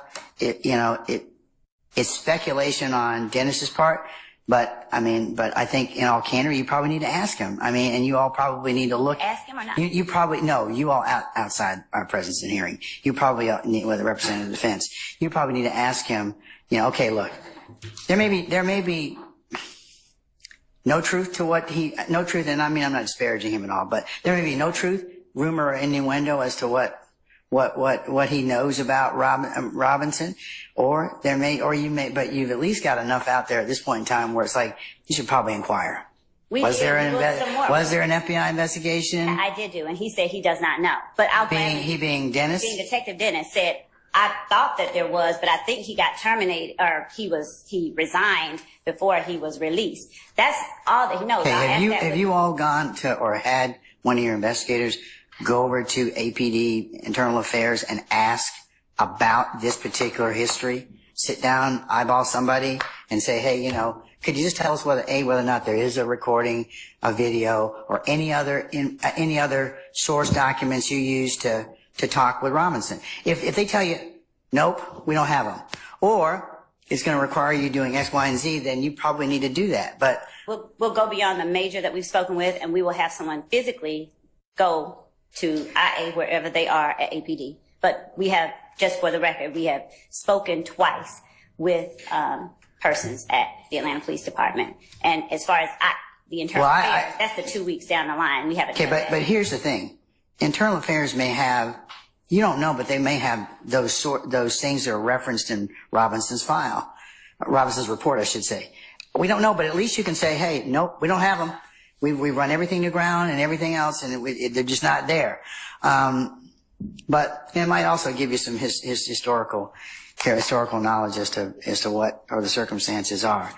But we're not gonna have Detective Dennis talk about anything involving this investigation, SIA investigation, or any linkage to any of the folks here. Yes. In terms of Robinson. Okay. Okay? The entirety of a file, which we don't have. That was really the basis of my objection. That we don't have, we don't have the entirety of Robinson's file. And then that's what those questions were about. No, Your Honor, those questions. Let me finish. And so, not only are we talking about potential Brady material that may have been in Robinson's, that was in Robinson's file that we don't have, but we're talking about her asking questions now about something that we can't properly cross-examine on because we don't have it. And that's the question. Wait, see, but you all can. We have no way of testing or questioning what. Well, Mr. Adams, I'm going to let the state complete their examination as to what is in the file. What is in the file? You can ask thorough and consistent cross-examination about to Dennis about what he may or may not have considered based upon the pages you got, 4 pages you got. And if I find out anything later, I'll order the state to recall the witness, and I'll take some other steps. So. I do want it just to be on record that we are. I may have said this at the bench yesterday. If I did not, then I will go ahead and on record now. That from our position, on behalf of Mr. Williams, we believe that there's Brady material that should have been turned over to us that was not turned over, that it was at some point and possibly still is in the possession of the police department, which is the same as being in possession of the DA's office, and that I believe that they have violated our constitutional right to receive Brady material in doing so. So I just want to make sure that that's on the record. We don't waive anything in regards. I understand that, but they also have other ethical and responsibilities under Brady, and of course that's why they would have to turn it over immediately. I think that they've asked twice for the material. As a court, I'm going to make sure that they exhaust that particular path. But I've noted your objection. Yes, sir. Okay. At some point, I know we need to move on and get the jury out there. But at some point, when we have a break, I'd like to address the issue in regards to some other items. That we have requested a while back. I think Mr. Steele has filed a motion, and I've been trying to find that motion so I can reference it properly in regards to reports done by Detective Dennis regarding someone named Marquavius, M-U-Q-U-A-V-I-O-U-S, Curtis, last name is Curtis.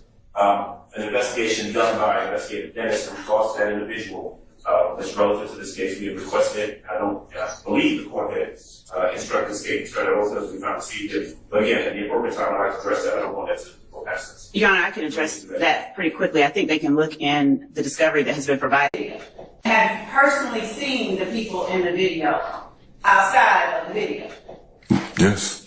And does the video accurately depict the people that you have seen outside the video? Yes. The state tender states that it was 118 echo. Is that? All right, sir. I assume same foundational objection. Same objection, but I overruled at this point in time. Can I approach that in regards to what previous ruling? I've already ruled upon it, sir. I've already ruled upon it. What other additional basis do you have at this point? We should have by the All right.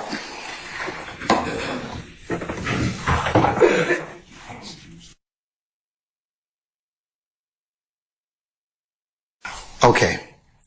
There's been some discussion at the bench. I'm sure all of you have heard it at this point in time, counsels, in terms of where's our witness? Oh, okay, good. He's off the stand. All right. In terms of the admissibility of the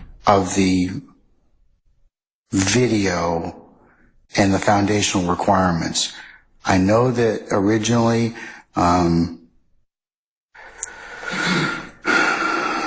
an earlier part in this trial, the court did in fact rule on one submission on behalf of the defense. The issues come up again with the state. The state's presented additional case law in which the court is convinced or persuaded that given the testimony, it can be introduced through this particular witness in terms of what's been testified to. The foundation's been established. Mr. Adams and Mr. Steele indicate that they've come up with additional case law, which would indicate that I should reconsider my position. So when did you send that, Mr. Steele and Mr. Adams? Sent it approximately this past Sunday. I'm going to tell you 7, 8 o'clock in the evening. Email to this on court reporter, and her. In relation to the state's filing on this issue, they filed approximately 11:59 this past Friday evening. And the state's law is wrong. And the state told you there is no foundation, you don't need anything, you just find it means, and you can put it in foundation, doesn't matter. No, I mean, you can, with this particular type of evidence, as long as the evidence itself is, that there's testimony about how it was achieved or how it was, gathered and collected, that as long as that is satisfied, along with some other things, is satisfied, that I can go ahead and consider it. It's wrong. Okay, well, that's your opinion. How is it wrong? This is coming, all I did was take the state's brief, and I read the cases, and then I gave you additional cases. But the state filed this brief. Okay. If that was Sunday, why did you bring this up Monday morning? Yes, I sent it to everyone. Did you bring it up Monday morning? So I mean, here's the thing. Here's the thing. It's not. Here's the thing. Okay, it's Wednesday right now. This witness is on the stand. I could have taken it up last night or then Monday night. I could have taken it up Tuesday at some point in time. So that's why I'm saying by time, poor timing. I would think, because I can rule upon it. I don't mind it. But when a witness is on the stand and you're asking me to reconsider that, that's not timely. Well, listen, nobody is trying, I don't think anybody is trying to delay this case any more than it's delayed. So we're with you. And I understand what you're saying. I did not personally know that this was going to come up today. I thought that Detective Racy is the one who pulled these videos. So, I'm not, and I just like the court to hear the law. I mean, I don't know what else to say, except I understand the court is saying, but the state filed it. You asked them for additional briefs this Friday. We responded Sunday to the same email, and I just gave you some cases. I said, this is the cases, and I told you where in the state's brief we're targeting the case that they cited. And the state told you when we left on last Wednesday that foundation, there is nothing but you find on the internet, and then it's up to the jury to determine the authenticity and the weight. And what I'm telling you is that's not what the case is. And I have the state's, I'm just using their brief. I read their cases. I updated the cases. I made them all Georgia cases, and they're not right. And I did it for hearsay as well as what we're talking about now, which is foundation and or authenticity. They're two different things, remember. I'm with you. Okay. I agree with you. They're two different things. All right, so. The courts actually say that people use them interchangeably, but yes, they are actually two different mechanisms. But it's the state's position. If I just see something on the internet, I could testify I saw it on the internet and I downloaded it and here it is and it's in evidence, and that's just not the way I understand the law. And that's what Detective Dennis just said. That's why Mr. Adams, to me, appropriately did what lawyers are trained to do. He stood his position and made the objection. I don't have any issue with that, Mr. No, I don't either. I commend him. You all have a client to represent. My issue is derailing the timing, and this is not the way to do it. You should have it should have been flagged for my attention to say, Judge, we need to hear this, because then I've got nobody to blame but myself. I really don't. If I don't take it up at that point in time, or don't make arrangements to do so, I'm at fault. But when a witness is on the stand and you don't flag it and say, Judge, we really do need to take this up before the witness testifies, then you bear some responsibility on that. I'm just telling you. Absolutely. And that's what courts get irritated about, because now I've had to put out this jury, and hey, and it is they're looking at all of us, and as you mentioned earlier, they're left with a lot of questions that I can't answer for them. But it's just not the way to present the case to them. It's just not. That's what I'm saying, and that's what I need you all to correct, so that we're not in this position continually. I understand if you've got other things that you want me to flag, but you got to do them timely so I can go ahead and at least kind of take it up at a time and place where it doesn't leave our jurors just sitting back there kind of, well, not hearing testimony or not doing anything. That's my point, okay? Yeah, of course. Okay, what's the case you want me to take a look at? Okay, well, we go through all of them, but I'm just going to start. You got 5 minutes, okay? I'm gonna get a green light like the appellate court up there, okay? So you can feel at home, and yellow light, yellow light as well, okay? So, but see if you can kind of give me the nickel version, okay, of that. The most important salient thing that I need to, because I understand the premise, but what is it you're telling me that is adverse to the state's position? Okay, so and I'm just cluing you in. This is page 3 of the state's brief. They cite United States versus Broomfield, Broomfield. It's 591 Fed Appendix, so it's APP'(X) 847 and 851. It's 11th Circuit 2014. This case is cited in Georgia in Cooper versus State, which is 317 Georgia 676 Division 2. What's Cooper again? I'm sorry. Yes, no problem. 317 Georgia 676 Division 2. And that's a 2023 case, Your Honor. So I just used Cooper, but we can go to Bloomfield too. And this is a video, so it's the same thing that we're dealing with Detective Dennis right now is dealing with a video. There were actually no statements in that video though. And a Detective Black, like the color, authenticated the flight captured on the video, which was videotaped by a gentleman named Mr. Mason, M-A-S-O-N. And the court wrote that the video does not have to be authenticated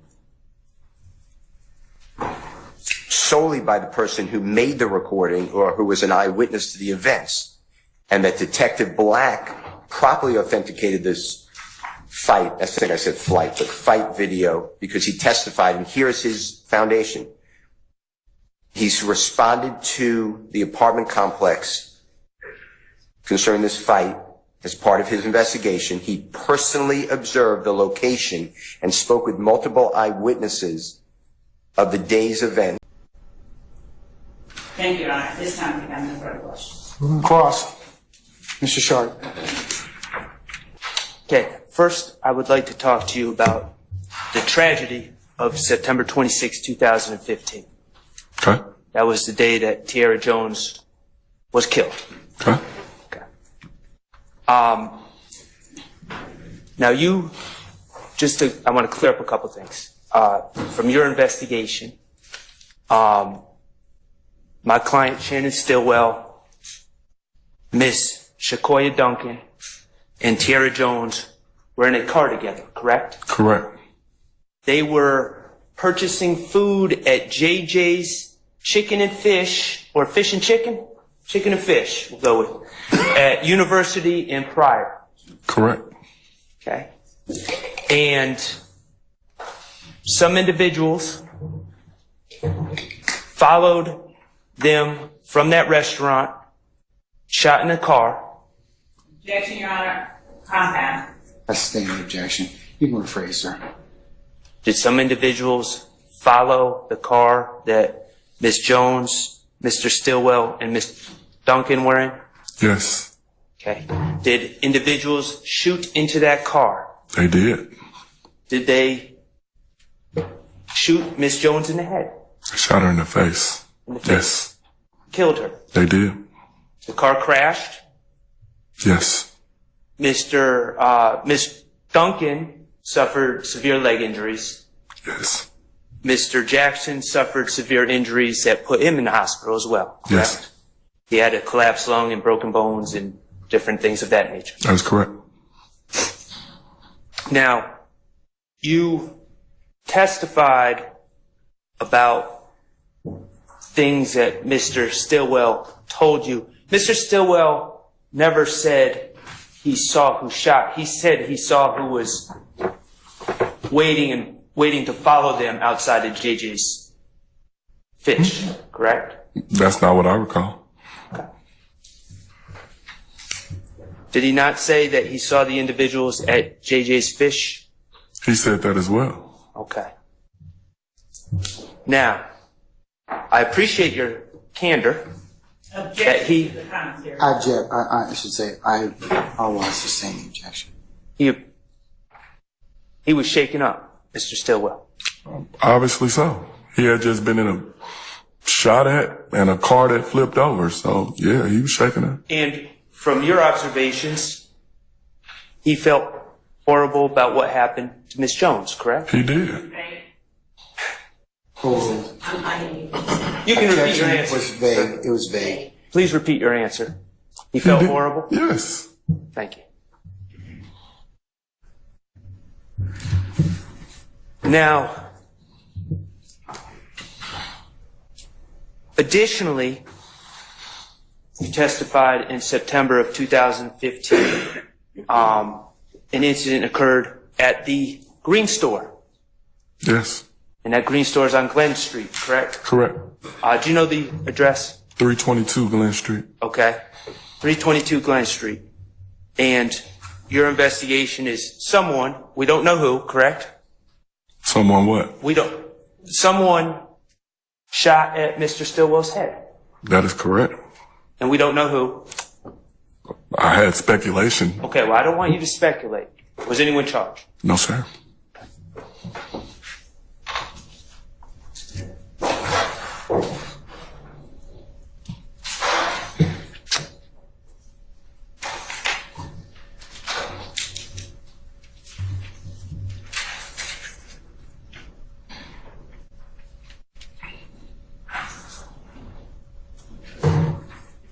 Let me move on from the two attempts on Mr. Stillwell's life. And let's talk about your work at the compound. Okay. Okay. You have your police report up there? Which exhibit number, sir? I'm not positive. You can approach him and find out what number it is. Just for purpose of record, sir. Okay, yes, sir. 113ER. Echo. Romeo. What's that? Romeo. Romeo. Echo Romeo. So I don't want you to read off the report, but if you need to refer to the report, that's fine. Okay. The incident in question at the compound, the night you were working, was April 25th, 2015, correct? Correct. Okay. You wrote the report on May 26, 2015, correct? That's correct. About a month later, and you testified to that. I did. All right. Now, as part of, you worked for APD for how long? 16 and a half years. 16 and a half years. And was that your first police job, APD? Yes. Okay. In 16 and a half years, APD trains all the officers on how to write reports, correct? Yes. And in your 16 years, I guess you didn't have 16 years at this time, maybe about, 12 years at this time? Yep. You had experience in writing reports, correct? Correct. You knew how to write reports. Objection as answered. I stand by objection. I never asked that question. Objection, okay. sir. You would agree that accuracy is essential in reports? Yes. Okay. You want to put as many details as possible in the reports, correct? Correct. and you want to be complete. You want a complete rendition of what you observed. Correct. Okay. And these reports are important for times like this, correct? When you write things, and I understand it was a month later, but it was still relatively fresh in your mind, correct? Correct. Okay, and now we're asking you questions about something that happened, what, about 9 years ago? That's correct. Okay, and this report can be helpful in a situation like this, correct? Correct. All right, excellent. You wrote a report in this case that's in front of you, even though it was outside of your jurisdiction, correct? Correct. Okay, and it's because you thought it was important to write a report. Objection, Your Honor, as to Okay. Even though you were on an extra job, you thought it was important to write a report. objection as answered. Stand the objection. Okay. At the time you wrote this report, you said you testified that you became aware of what happened on 285 involving Lil Wayne's bus. You were alerted to that night, correct? Correct. So certainly at the time you wrote this report, you knew that you were documenting something important about a large event. Correct. Incident that was in the news. Correct. Okay? And certainly you would want to put all the details that you observed in that report and be complete and accurate. As best of my knowledge, yes. Okay, great. I'm over the objection. Okay. And in this report, you've read the report, correct? Yes. You would agree that it's accurate? In my opinion, yes. Okay, great. It's detailed? Yes. It contains all the details of what you observed that night? Yes. And it's complete. It's a complete rendition of what you observed that night. That's correct. All right, great. And it documents what you saw with your own eyes? Yes.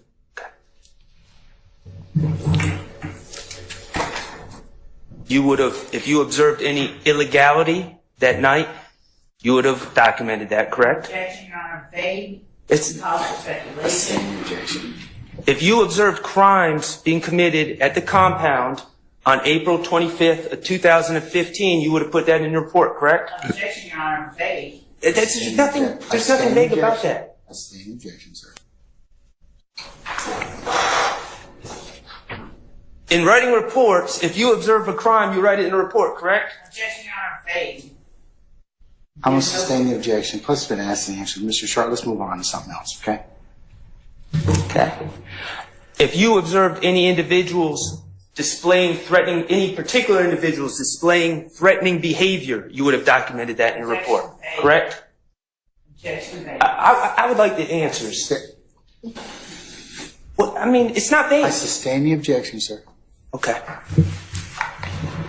Are you understanding my questions? Judge, objection. Ladies and gentlemen, can I ask you to step outside for a second, please? That's me too. Yes, sir.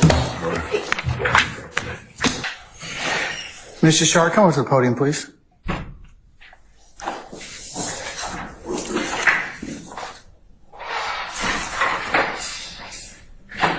Sir, Georgia law allows you to have a thorough and sifting cross-examination. What it doesn't allow you to do is to be rude and condescending to any witness. So if you do that again, I'm going to hold you in contempt. That's fine, Your Honor. Okay. All right. So as long as we understand one another. Yes, sir. Okay. And when I make a ruling, whatever you may disagree about, it's my ruling. Okay. So I am please, allowed to have a thorough and sifting cross-examination. you are, sir, but you cannot be rude and otherwise your conduct cannot be improper toward our witnesses. Okay. I wasn't directing anything towards the witness. I think he understands my question. Sir, your examination borders on being, let's just say, condescending. Okay. Now, it's not, well, there are some. Respectfully. I'm just telling you, at this point in time, from what the court's observing and what you're doing, it's not proper, okay? So just ask your questions. You can ask tough questions, but you've got to be mindful of your behavior. Respectfully, and I will be mindful of my behavior, but I'm not being allowed to ask questions because I'm getting I've sustained objection of vague. Sir, I'm sustaining the objection. You need to move on at that point in time. Okay. If you don't like it, okay. But please don't take out your irritation on the witness, okay? Or anybody else. Summon our jurors, please. Your Honor, separate matter, before the jury comes back in, I'd ask the court to perhaps have the state speak to their witness. I've observed, just sitting here, over the course of the witness's testimony, that oftentimes there are objections, there are rulings by the court, or statements by the attorney, and I've noticed the witness shake his head, roll his eyes, make what appears to me to be statements under his breath. He's a few feet away from the jury. I think that is improper. I haven't said anything about it before, but I'm saying it now, and I'm just asking that the state, if he's their witness, advise their witness to comport himself appropriately while he's on the stand. Okay. All right.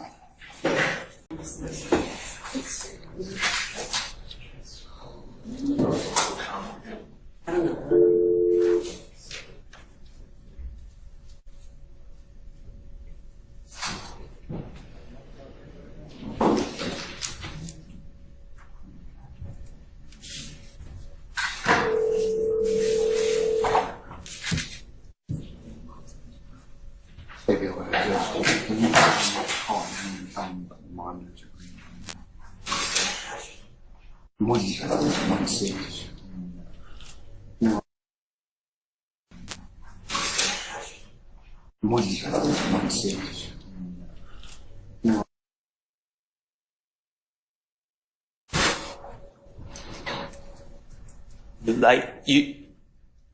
It is your practice to include all relevant details in your reports, correct? It's best that I can remember, yes. Okay. In writing a report about the Little Wayne bus incident, your work that night, people threatening Little Wayne would have been a relevant detail to that case, correct? Yes. Okay. And you would, if you observed an individual do that, you would have put that in your report, correct? Yes. Okay, great. Okay. At the time that you wrote this report on May 26th of 2015, I think you already testified, you knew my client Shannon Stillwell's name, correct? Yes. You were familiar with him? Yes. You called his government name when you saw him that night? I did. Okay. And if you observed Mr. Stillwell committing any crimes that night, you would have documented that in your report, correct? Got an objection as to vagueness. I'll rule the objection. He can answer that. Yes. And if you observed Mr. Stillwell personally threatening anyone that night, you would have documented that, correct? Yes. Thank you. Okay, let's talk about your interactions with Mr. Stillwell on the night of April 25th, 2015. You testified that you saw my client Shannon in a car, correct? Yes. Okay. And what type of car was it? From the video that I later recovered, it looks like a gold Merc. I don't want you to speculate. Okay. Do you know what type of car it was? Not off the top of my head, no. Okay. Was it, can you tell me if it was a white pickup truck? I don't recall that. I don't recall what type of vehicle or what color it was. Okay, but was it a white pickup truck? I don't think so. And from your review of the video that you just talked about, you can definitively say it wasn't a white pickup truck, correct? Yes. Okay. And it wasn't a white Camaro? Did I see your client in a white Camaro? Yes. No. Okay, great. Okay. You indicated that when you saw my client in this car, and he was in the car with two other individuals? Yes. Okay. And that was Demekion Garlington and Trontavious Stevens. Correct. Trontavious was driving?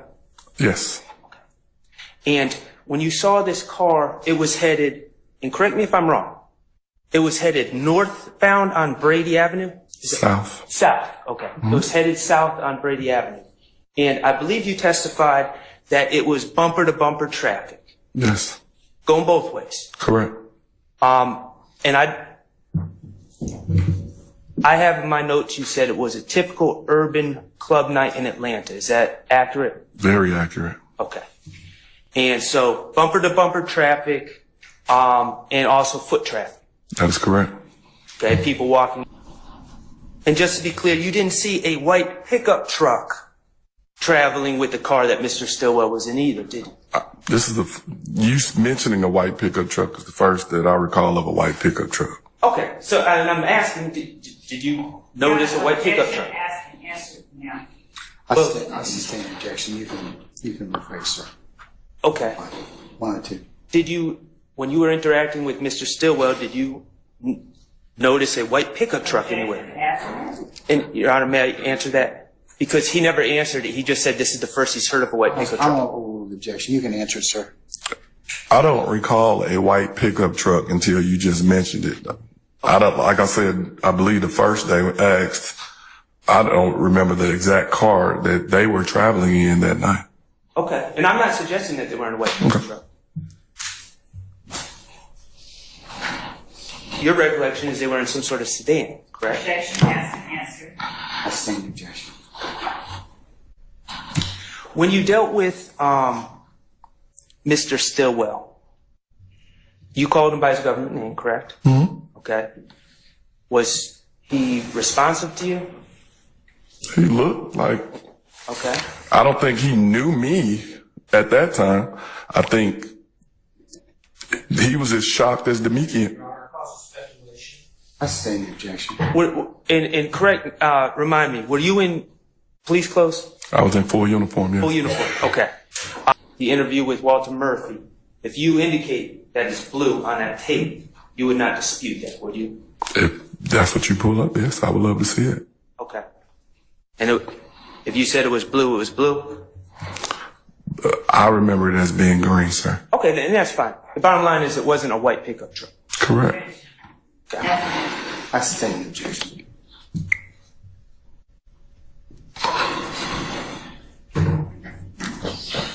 You're not aware of Shannon Stillwell driving a white pickup truck or owning a white pickup truck, are you? I'm not. Okay. What about Trontavious Stevens? I'm not. What about Demikian Garlington? I'm not. What about Alexis Greer? I'm not. Okay. Okay. I'm going to move on from April 25th. Okay. You know, we've heard about Detective Gaither. How long were you a partner with Detective Gaither? I think we were partners from 2013 until about 16, I believe, or 17, whenever she got promoted. All right. Are you still in contact with Detective Gaither? Ever so often. Okay. I'm going to take you back to the Dexter Montgomery case. Talked about D'Angelo White and Dexter Montgomery. Okay. There were 3 other individuals in that car, correct? Or a car. Right? Correct. I believe so. Terry Moody. Okay. Christian James. Okay. And Cornelius Davis, who is Dexter Montgomery's cousin, correct? Okay. Okay. In your investigation,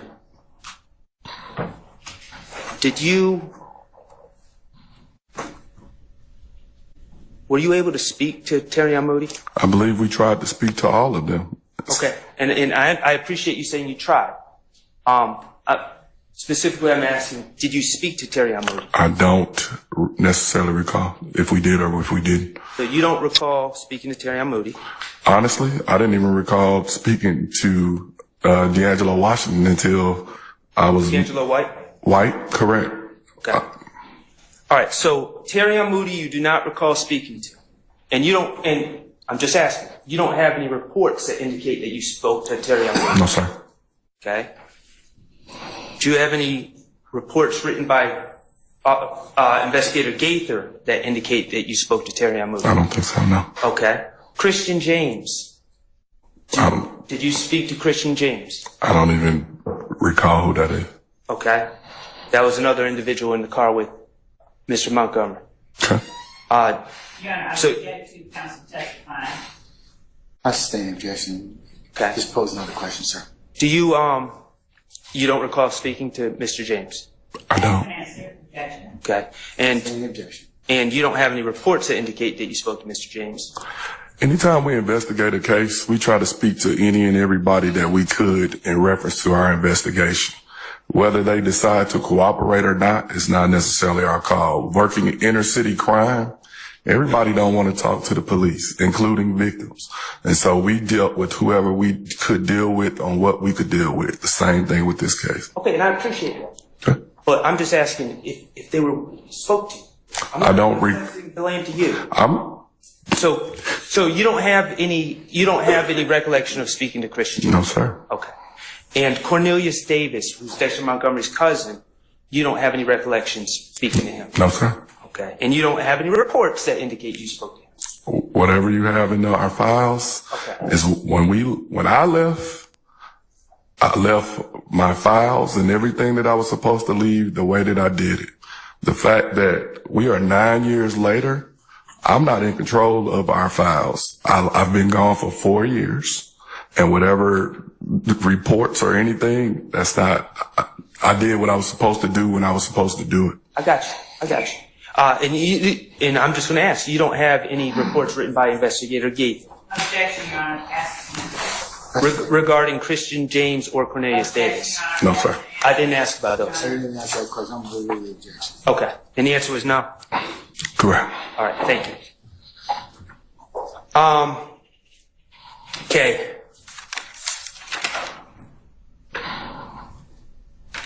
Let's talk about, you're familiar with the McDonald's on Cleveland Avenue and Old Hateville Road? I am. Okay. As part of, and you're aware that McDonald's has video surveillance, correct? Yes. Okay. As part of your, I know you weren't the lead investigator in the Donovan Thomas case. Correct. But you did do some work on that case. Is that fair to say? That's correct. Okay. Did you ever personally, did you ever attempt to obtain the video from the McDonald's on Old Hateville Road and Cleveland Avenue? Yes, my partner and I went out to the location and spoke with a manager in reference to retrieving the video. Okay. And so, and that manager gave you a business card, correct? Correct. And you brought that business card regarding the video from the McDonald's. You brought that business card you were handed, you brought that to Investigator Thorpe, is that correct? Yes. Okay. Did you ever, and I know you weren't the lead investigator, did you ever, we talked about Teague. Teague is a specialist who works in Homeland Security, correct? Correct. And he's a specialist in obtaining videos from businesses, correct? Correct. Okay. Did you ever consult or ask Investigator Teague to follow up and obtain the video from the McDonald's? Not to my knowledge, no. Are you aware of anyone involved in that investigation contacting Investigator Teague to obtain the video from the McDonald's? I don't know every step that another. And that's fair. Just to your knowledge, are you aware of anyone doing I'm that? not. Okay. Great. Last thing. That same green store that we talked about earlier, you're aware that that green store also has surveillance, correct? Not aware. I've never been inside. Okay. As part of the investigation of January 10, 2015, did you ever make any attempts? Again, I know you're not the lead investigator, but did you make any attempts to obtain video surveillance from the green store on Glen Street? Not to my knowledge, but I believe we spoke with the young lady that told us who the intended target of the shooting was. I'm not speaking about the time that someone tried to kill my client. I'm speaking about January 10th, 2015. You mean from the Green Store? Yes. Why would we go to the Green Store? Well, I'm not allowed to This is something new to me. Please tell me. Well, I'm not allowed to testify, so I'm just going to ask you the question. Okay. Did you go to the Green Store to obtain any surveillance? No. This is the first thing I've heard of the Green Store involved with Donovan Thomas's murder. Okay. And are you aware of anyone in that investigation going to the Green Store to obtain video surveillance? Objection, Your Honor. You just said this one first. I stand the objection. Okay, that's fine. Beg the court's indulgence? Yes, sir.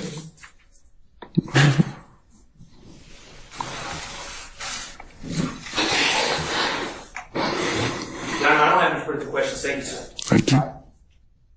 Mr. Adams? Yes, sir. All right, go ahead.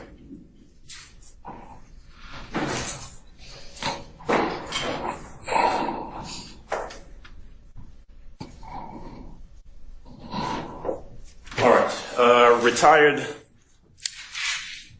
Officer Dennis. How about Mr. Dennis? Is that good? You can call me whatever you like, sir. Just not former. I think we went over that before. All right. All right. You're still in law enforcement, all right? Yes. In Missouri? Yes. Gotcha.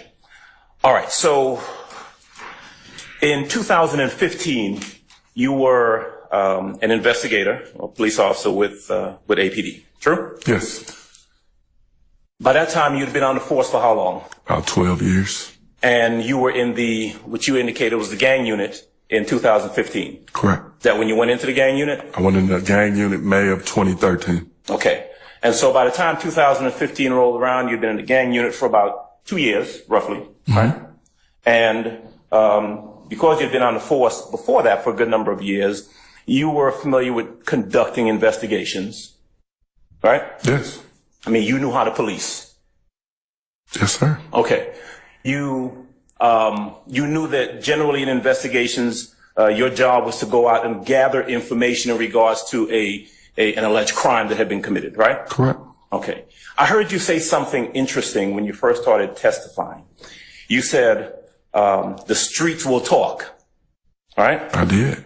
And I think you were talking about, and you correct me if I'm wrong, you were talking about gathering information, maybe in your investigation, from essentially the streets. Correct. As a detective in a metropolitan city like Atlanta, the streets will talk. Right. But it's not what I know, it's what I can prove. And working inner city crime, a lot of people don't want to put themselves in harm's way by being witnesses or being in a discovery package. So they are reluctant to go on record as talking to you. But that doesn't mean as a detective, you don't have the information. Well, let me ask you this, because this is the second time I heard you say this about in inner city.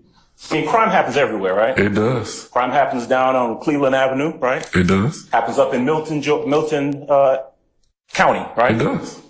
Now, happens in Johns Creek. It does. Right. And regardless of whether it's in Cleveland Avenue or up in Johns Creek, you may come across in an investigation people who don't want to talk to you. That's correct. Right. So, the crime happens all over the place, and it may be different in some areas or it may not, right? That's correct. Okay, so back to this whole thing about the streets will talk, but you gotta know how to listen to them. I think that's what you said. I did. Give me 1 second. All right, you can get it. All right. You gotta be careful when you listen to the streets talk, right? I stand objection. Okay. When you say the streets talk, you're talking about information that you may gather from individuals in the community, right? That is correct. Right. Now you've got to be careful when you gather that information because you've got to vet it, right? That is correct as well. You can get information from quote unquote the streets that's accurate. Yes? Yes. You can get information from the street that's not accurate. That is correct. You don't know what people's motivations are when they're talking to you, right? You are correct. You don't know who their allegiances are to, right? That's correct. Someone could very well tell you something and it ain't true. That is correct. And so the way that investigations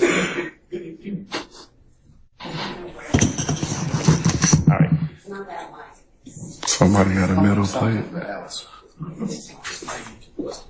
Me? Oh, my bad. I'll sit back. It's you. I've been talking on it for 3 days and we had no problem.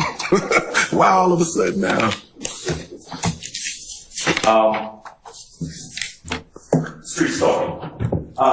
If you're conducting an investigation where obviously you're seeking to get at the truth of the matter, you've got to be really careful about the source that information is coming from. That is correct. That's why as a detective, you have to vet pretty much all the information that you come in to.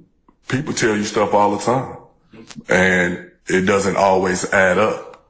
And so we always prided ourselves on doing our due diligence to follow up on the lead to make sure that it was accurate, because I don't want to wrongly use some information or convict someone of something that they didn't do. There you go. It's important to investigate crime, to punish people who commit crime, right? Correct. It's also important to make sure that people who have not committed crime don't get falsely charged. That is correct. Okay.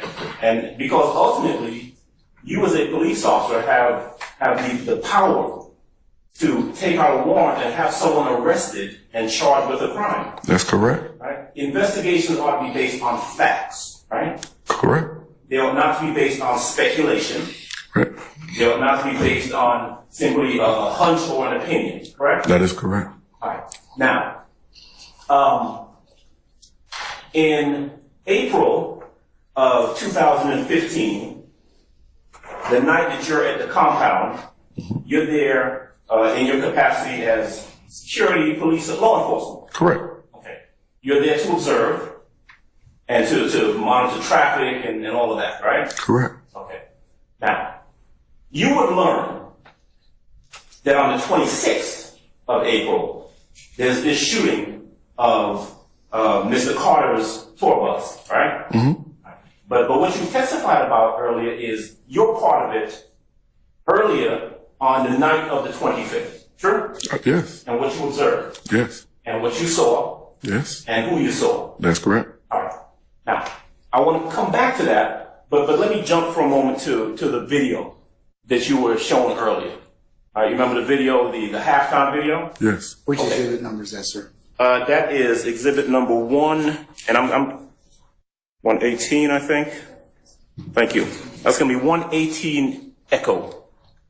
And with the space up, I'm going to ask Ms. Knight if she can pull that up, because I want to show you that video and ask you some questions about it. Okay? Sure. Now, you were shown the video, and you were asked some questions about the individuals in that video. All right? Yes. And you were familiar with the video. You've seen it before. I have. You were familiar with Dwayne Carter, right? And the halftime video? No, just in period. Am I familiar with Lil Wayne? You knew who he was. Yeah. All right. I think I heard you say you like his music. I listen to rap music. I like all rap music pretty much. Trap music, all kind of rap music. Right? Correct. You knew who Jeffrey Williams was. I did. I listened to his music too. Knew him as Young Thug. I do. 2015, you know that he is a performing artist who's got some name notoriety in Atlanta and really nationwide and worldwide at that time. Most definitely. Faces. I stand to them. You can rephrase him. Okay. When that video was shot? I do not. If I told you it was shot in June of 2015, would you disagree with that? I have no clue. You don't know? I don't. So let's see. We have the Lil Wayne tour bus thing in April 26th of 2015, right? Mm-hmm. And then during your direct exam, you were showing this halftime video. Do you know who produced that video? Not a Billy Bill or whoever does his films. Do you know who wrote the lyrics in that video? No, sir. Okay. Do you know the individuals who were in the video? Some of them, yes. Yeah. Well, do you know whether they were paid to be in the video? I do not. Okay. You got the video yet?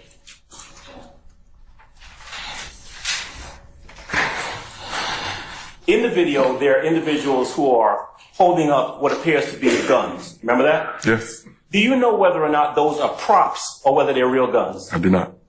In the video, you see Mr. Williams with a wad of money, and some of it drops sometimes in the airport. Mm-hmm. Do you know whether that's real money or whether that's props? I do not. You indicated that you believe the video was filmed at the vault, all right? Yes. Do you know who the videographer was? I do not. All right. Here's what I want you to do.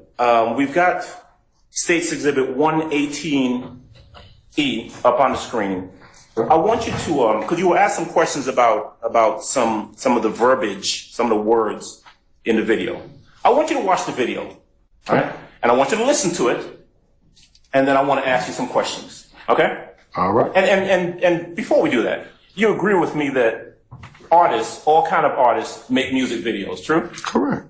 Including rap artists, right? Mm-hmm. And sometimes you may have some language in, especially in some rap videos, that's kind of dicey, true? That's correct. All right. There's some dicey language in this video, ain't there? All right. Depends on the listener. Here you go. All right.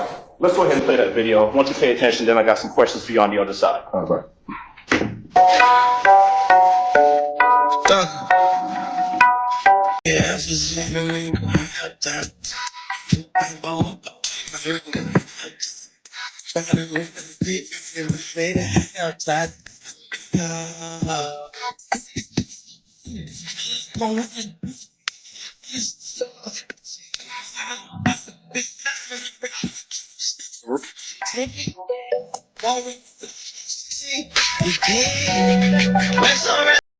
Till I pull up on my side.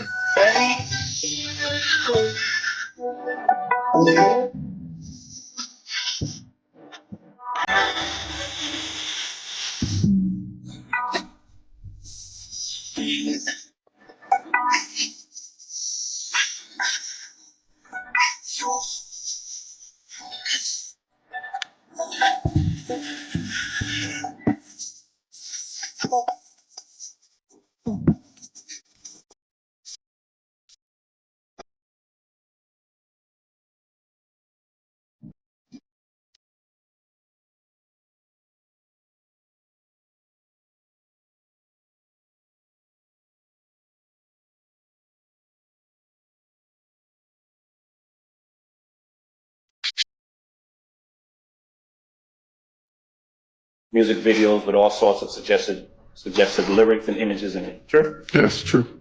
And you would agree that in this video, Mr. Williams is the main character, right? Correct. These videos sell records, right?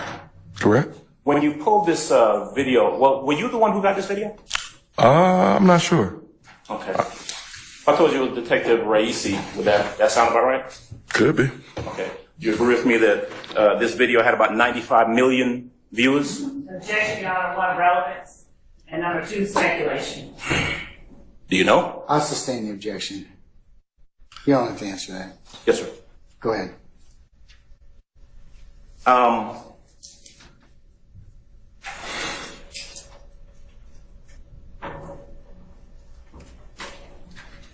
think I asked you if you knew when the video was made. Do you know when it was released? I don't. In listening to the video, did you pay attention to some of the lyrics as I asked you to do? Yeah, I knew the lyrics myself. Okay. I was actually singing along. Sing along, bopping your head. I was. Right? Because they're catchy, right? Very. And there's a lot of wordplay in there. True? Objection, Your Honor. Speculation. I'll remove the objection. Because when in places where he says, I'm gonna tear up this bitch like I'm Willie B, right? You would recognize that as, remember Willie B from the Atlanta Zoo, the gorilla? I'm not from here. I don't even know what that meant. Okay, you don't know Willie B from Zoo I thought it was Willie Beamy from the movie. The movie with Jamie Foxx. There you go. Okay. When you listen to this and you look at the video, for example, and you hear lyrics about, white like Justin Bieber, or dressed in all white like Miley Cyrus, you recognize that as an artist who's engaging in wordplay in a video, don't you? Objection, Your Honor. It calls for speculation. I'll remove the objection. True? Possibly true. I mean, when he says, I'm like a fish in water, I mean, Jeffrey Williams ain't a fish, right? Correct. But when he also says, F with me, Lil Woody gonna come pop at your noggin. Is that wordplay, or is Lil Woody really gonna come pop at your noggin? Well, so let me ask you about that. Go ahead. Have you heard other lyrics by artists who talk about shooting or robbing or anything like that? I stand the objection. Okay. Do you know whether or not Mr. Williams was the one who wrote those lyrics? I'm not sure, but I know Mr. Copeland, and I know that he might come pop at your noggin. Okay. Well, let me ask you, though, about Mr. Williams, because that was a question. Go ahead. And about the song. All right? Do you know what was intended or what anyone thought about when they were writing, whoever it was, writing the lyrics to this song? And foundation in terms of someone else's intent. I stand the objection. So is it that it's art, but if you think you can pick something out of there and try and put it into a case? Your Honor, one speculation, two was form and compound question. I stand the objection.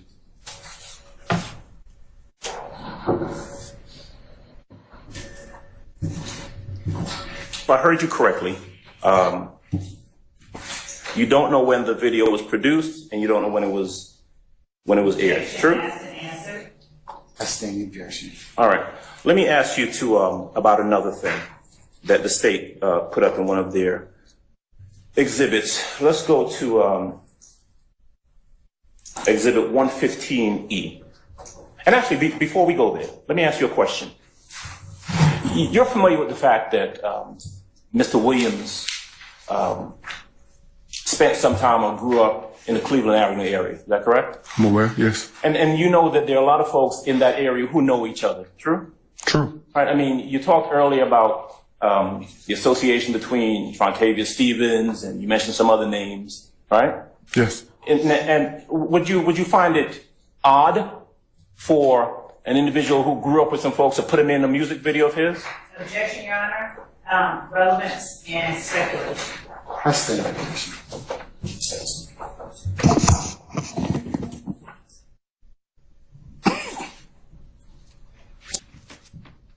Let's go to actually, I do have one last question about that. The items that you see in that video, guns, the jewelry, the money, you don't have any personal independent knowledge whether those are real or not, right? I don't. Okay.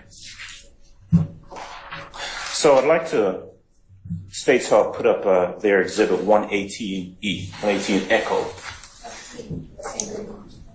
I'm sorry, not 118, 115, 115E.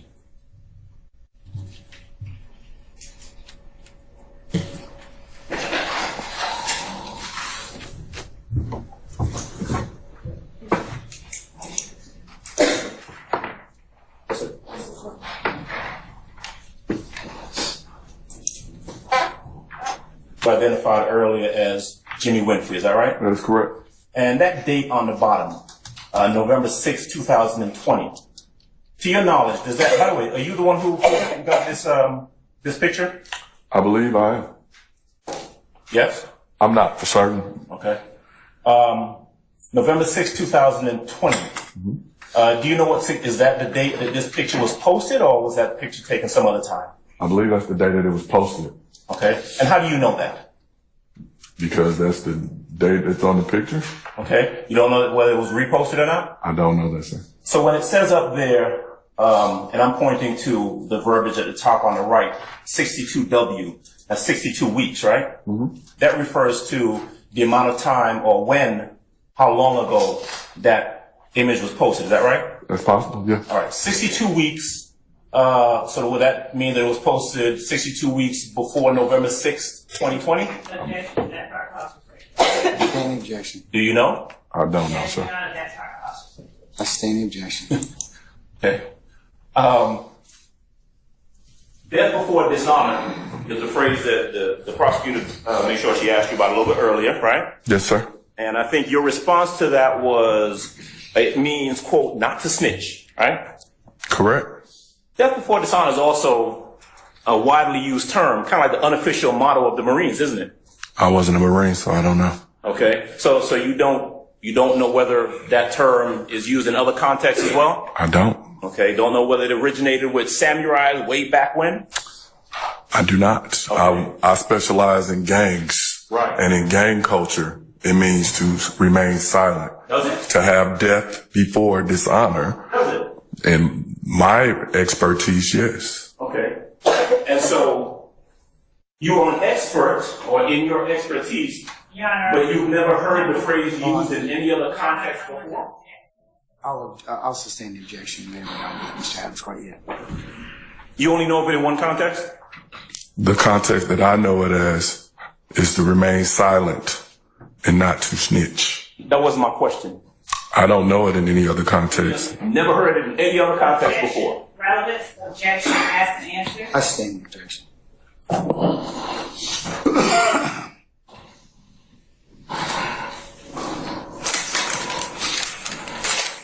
So in 2015, April 25th, going into 26th to be specific, you're at the compound, right?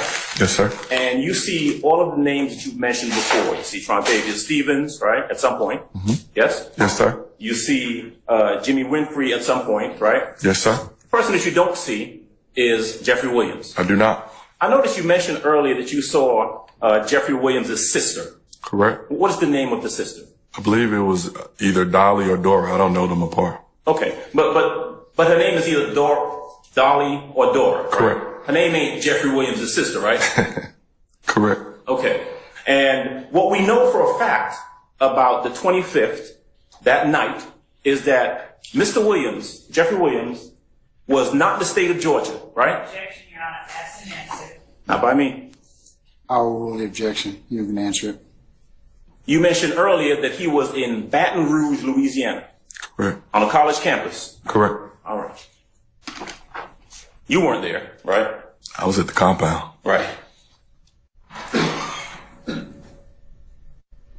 You never saw Dwayne Carter or Lil Wayne that night, did you? I did not. You didn't see anyone interact with Lil Wayne that night, right? Not from where I was positioned. Okay.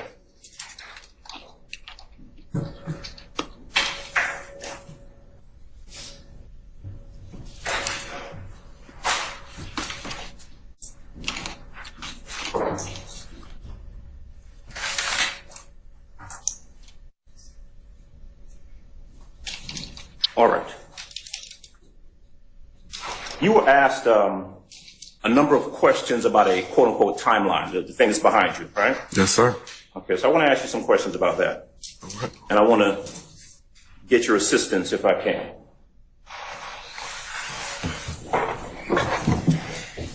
Now, this, what the state's labeled as a timeline is some incidents that you've referenced in your investigation, right? Correct. And just to be clear, when a lot of times during your testimony you said, we did this or we did that. Correct. And that's because there were other individuals involved in these investigations, right? Correct. So a lot of the ones that you talked about, you didn't actually go out and speak to folks. This is stuff that other people, other investigators knew and told to you. In some instances, yes. Okay. Now, the timeline, the state's timeline starts in January of 2015, right? Correct. Now, and this timeline is what you would refer to as,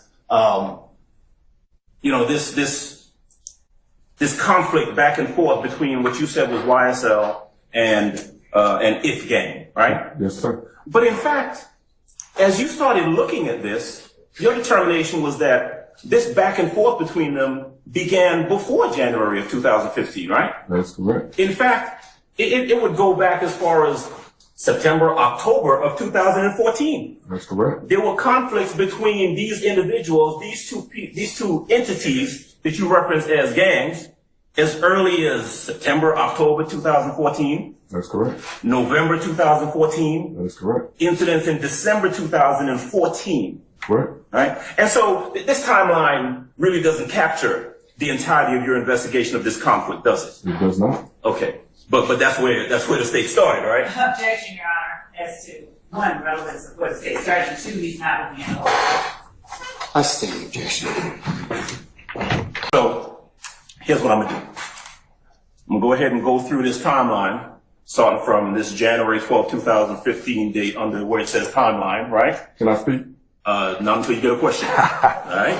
And what I'm gonna ask you to do is when I get to an incident that involves Kenneth Copeland, I want you to go ahead and stop me and let me put a sticky there so we can come back and talk about him, all right?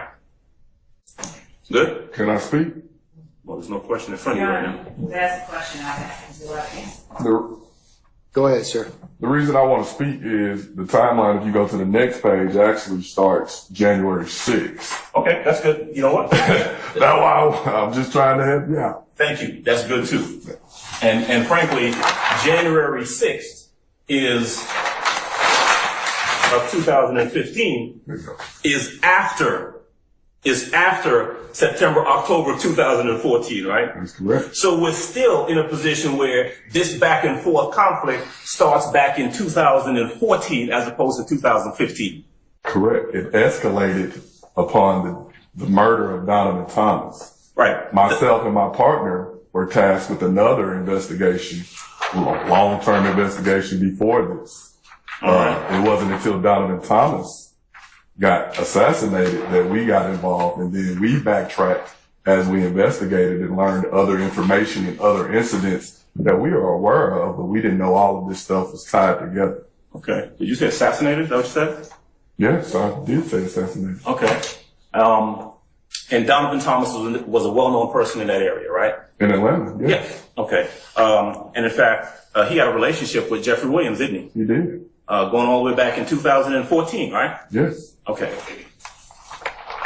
Including during the period of time when this back and forth between supposedly If Gang and YSL is taking place, right? Objection, Judge. Basis. Vagueness. I sustain the objection. You can rephrase, sir.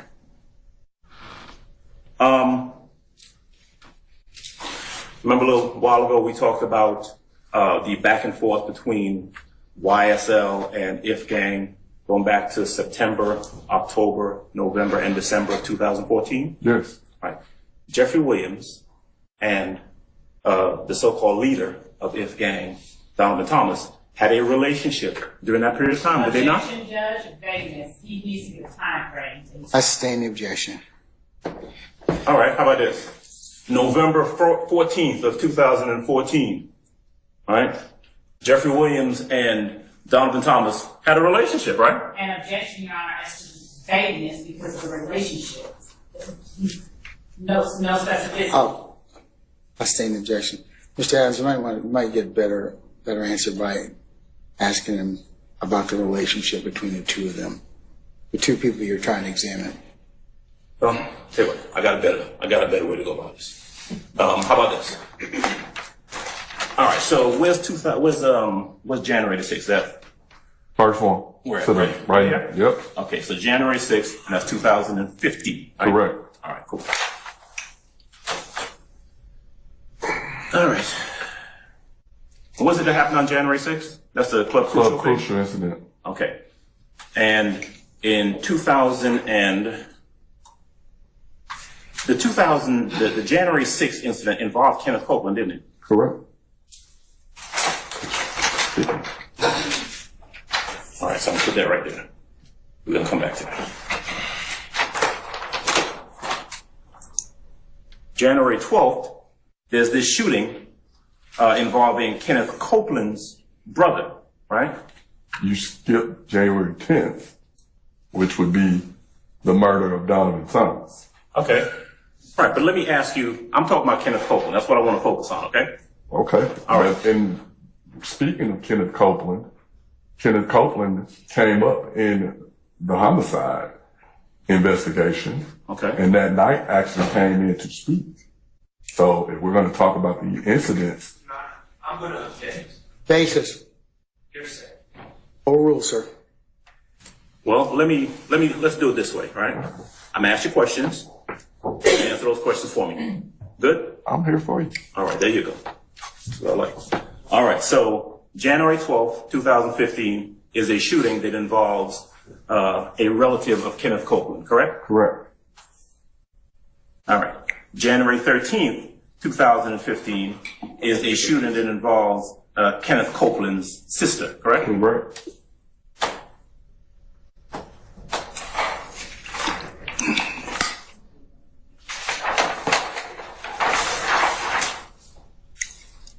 Let's see. January 26th is an incident that involves Kenneth Copeland's brother, correct? That's correct. Let's see what else we got. Copeland.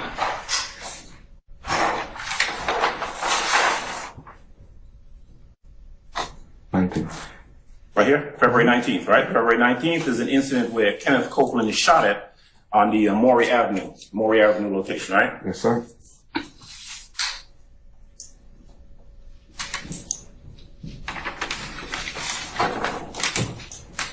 And actually, let me ask you something.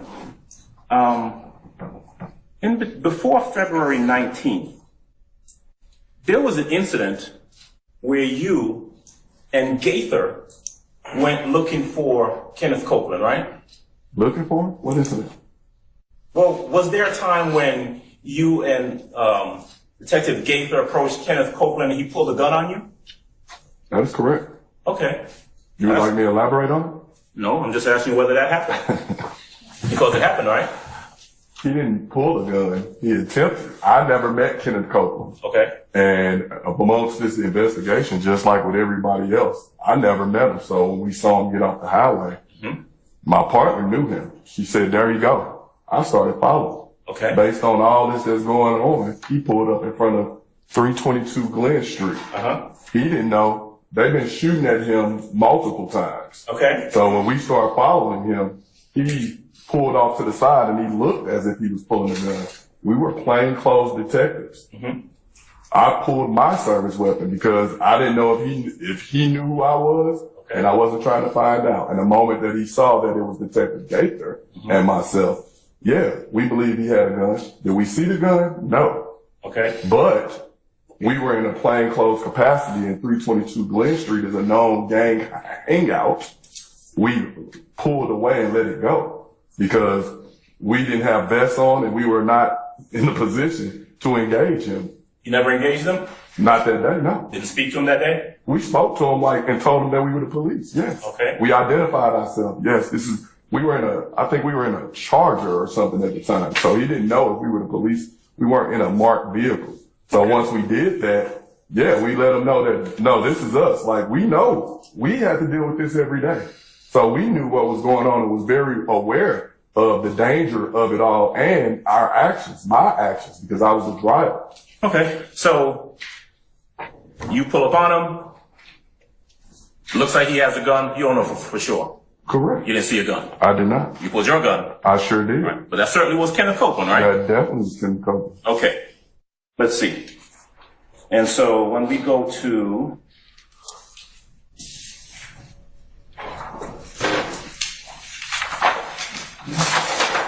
he is at the Dunbar Rec Center with an assault rifle, right? Correct. All right.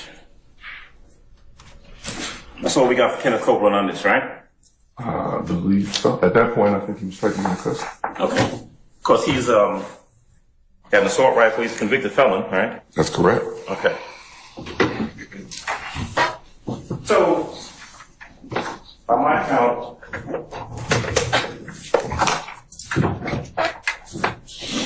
that one.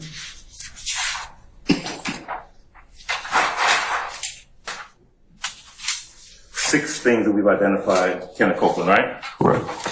All right.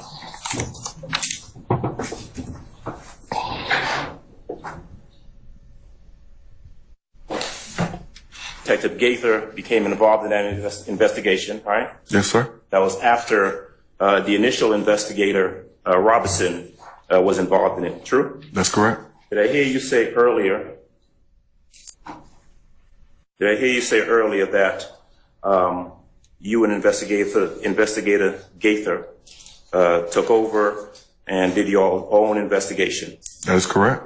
and you talked to some people, right? That is correct. With an eye towards trying to determine what the true facts of that case were, right? That is correct. And you did so. I heard you say it was you and Gaither wanted to do your own investigation of that incident, right? That is correct. Regardless of what investigator Robinson, or Officer Robinson. Investigator Robinson. Right. But you had access to Officer Robinson's file, didn't you? We had access to what we were given by Investigator Robinson. Were you given his report? We were given, I believe, 4 sheets of paper. All right. That was his police report. Right? That's what whatever we were given. I don't recall exactly everything that was in it. But I mean, I would presume that before you and Gaither began y'all's investigation, trying to figure out what really happened with this Dexter Montgomery thing, that y'all would look to see what it is Investigator Robinson had done or hadn't done, right? That's correct. You knew from looking at his file that Robinson had actually already done video interviews or audio video interviews of individuals involved in that case, didn't you? From what we discovered after, I think we got the case almost a month afterwards, based on the information that we had, it shouldn't have taken that long.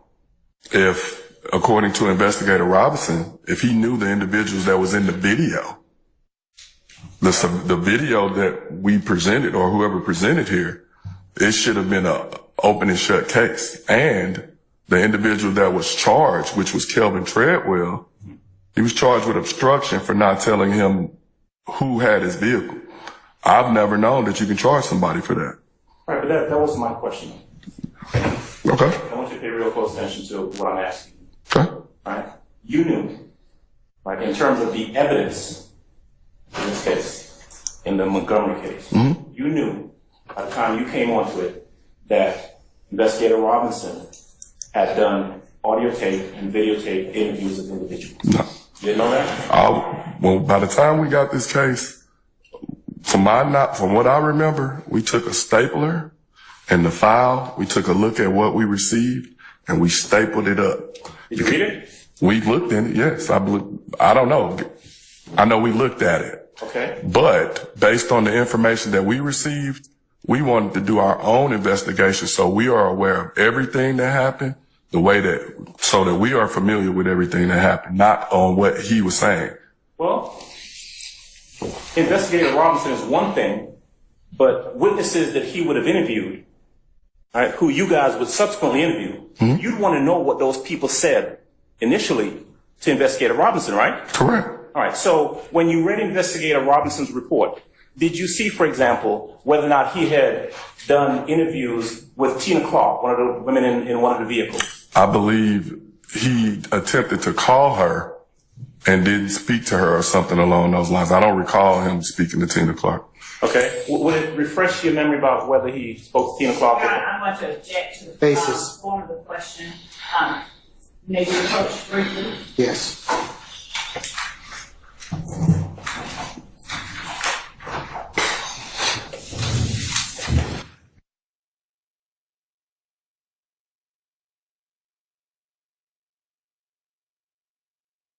We have a gang problem.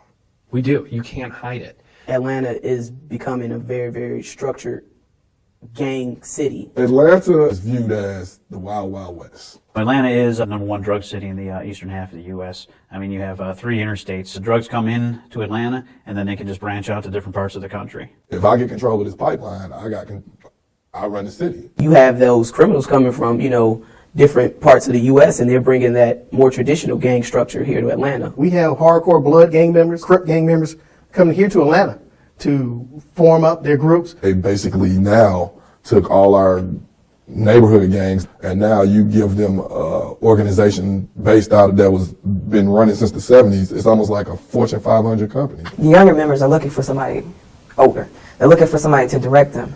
And unfortunately, they're listening to these guys.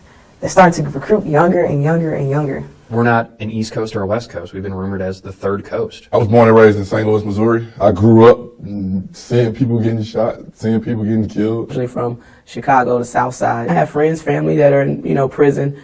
I'm so glad I made it out of that. We don't look like cops. A lot of my friends aren't around anymore. A lot of them are gone, either in jail or dead. I always wanted to be a cop when I was a kid. I like the idea of the good versus evil. Let's face it, who else is going to take these people off the street? This is a lifestyle. First year I was out, had a 1-year-old get shot. Welcome to the job.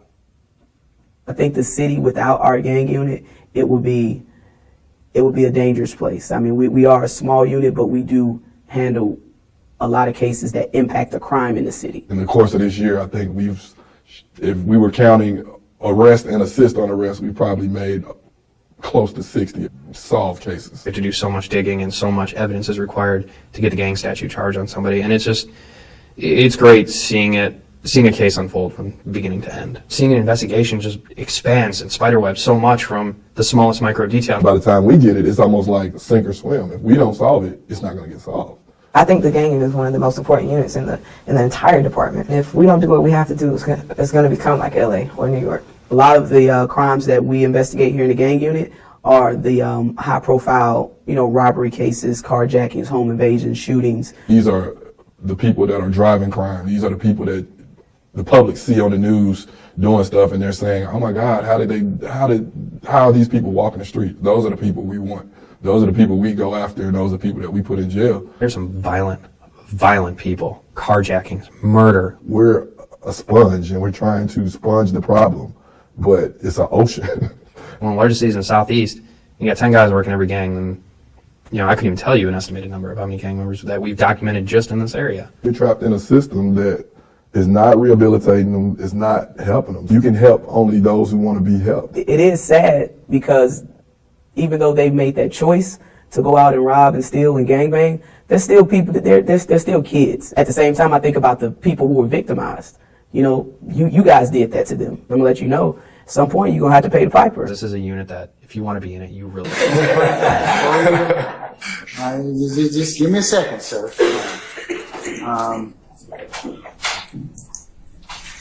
He ain't bad. I'm wearing the same suit tomorrow, too. Nah, I got a green suit. I'm wearing just like you. Don't think I'll beat your style. Okay, sir.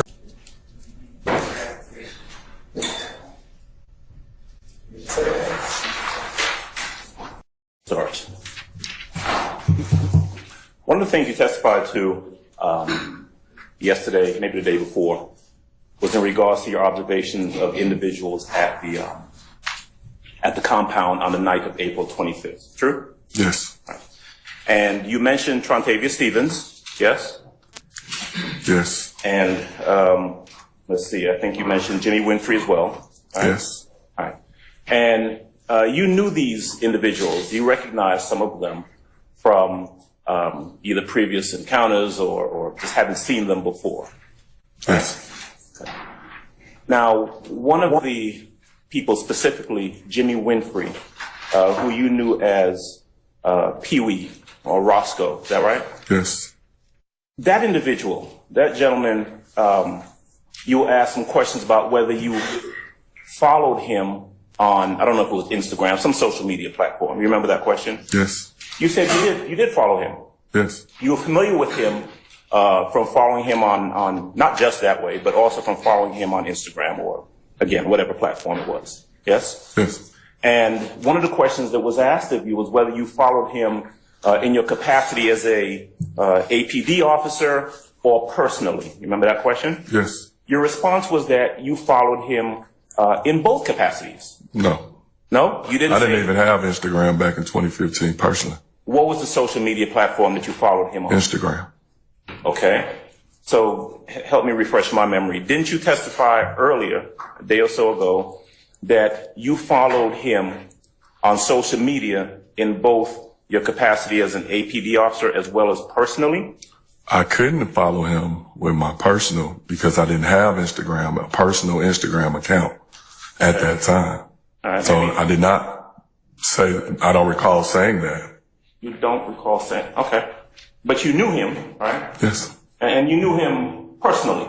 When I say personally, you all didn't hang out and go to Buffalo Wild Wings together, but you knew who he was. Correct. In fact, so much so that when you saw him that night, you went up and you shook hands with him. I didn't go up to shake his hand. He came up and shook my hand. Oh, you all shook hands. Yes. Right? There wasn't anything wrong with that. No. there wasn't anything wrong with you associating with this person that you knew in whatever capacity, right? Correct. You had seen him previously at other venues. Yes. You knew that he was someone who was kind of in the, I don't know what, club music industry of some sort. Is that true? Yes. Okay. And so you knew that he was either a burgeoning, budding, he was a rapper. I didn't know that he rapped at the time. Okay. You came to find out that that was the case. Yes. Okay. At the time that you saw him, you knew that he was in whatever form or fashion involved in the music industry, right? Yes. Okay. Now, and there's nothing wrong with you shaking his hand, being associated with him or talking to him. Compound and form about something you're wrong. I'll sustain the objection. Just rephrase, Mr. Adams. Okay. At any rate, when you saw him that night, you interacted with him. Yes. Okay. When you saw some of the other individuals you referenced earlier, you either said something to them or interacted with them in some form or fashion. Yes. Frontavious Stevens, were you aware whether he was at the compound that night celebrating his birthday? No clue. You don't know why he was there. I didn't. You don't know why anybody was there. I did. There were hundreds of people there at the compound that night. Yes. And as you described it as I think you described it as either an urban or an inner city, maybe you said hood, neighborhood type of establishment, right? Yes. Where people come and hang out for whatever reason they want to hang out. Correct. Okay. Now, the video that we saw yesterday, right? Remember I asked you some questions about the halftime video? Yes. Okay. Now, you testified that you don't know anything about the makers of that video or the producers or anything like that. Is that true? Yes. Okay. Now, you would similarly not know anything about any promotional videos that would have been made to advertise any upcoming appearances or tour for Mr. Williams, would you?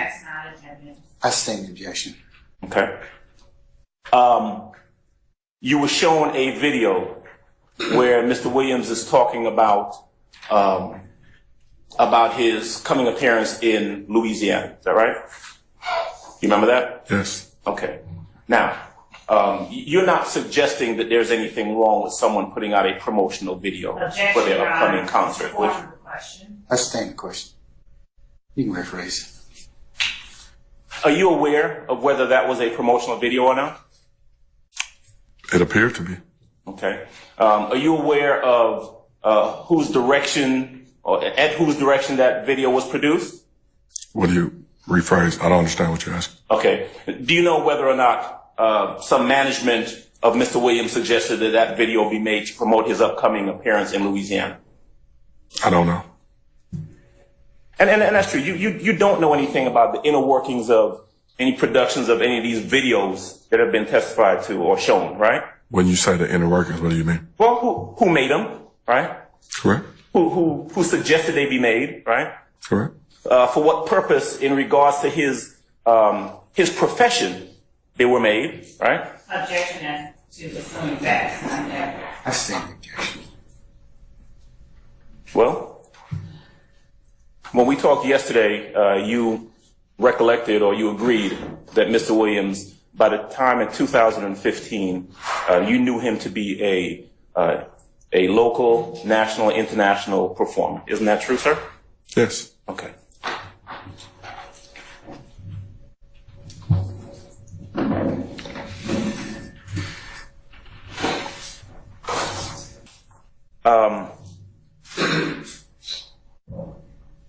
One of the things that you were asked about early on was the different people. You remember the video that you were shown with the cars at the vault?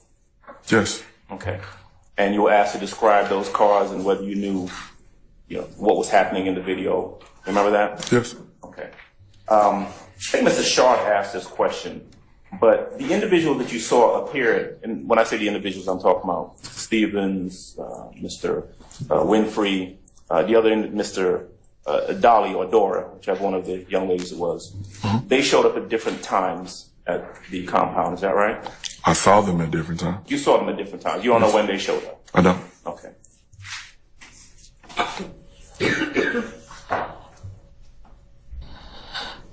you described them in one of a piece of your testimony as Jeffrey Williams's people or something like that. You remember that? Objection, Your Honor. Mischaracterizes testimony. I stand the objection. You can rephrase. Do you remember how you described them? Do you remember describing them in some form or fashion based on their association with Jeffrey Williams? Old.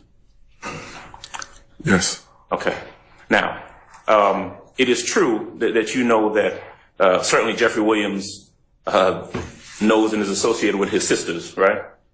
Say that question again. You know that Jeffrey Williams, for example, is associated or knows his sisters, right? Yes. Right. But the fact is, all of these individuals that you described were there that night. Mr. Williams was not, right? As an answer to objection. Old. Right? Yes. Okay. And one thing I do want to clarify. You described individuals who were outside of the compound during the course of the night. Remember that? Yes.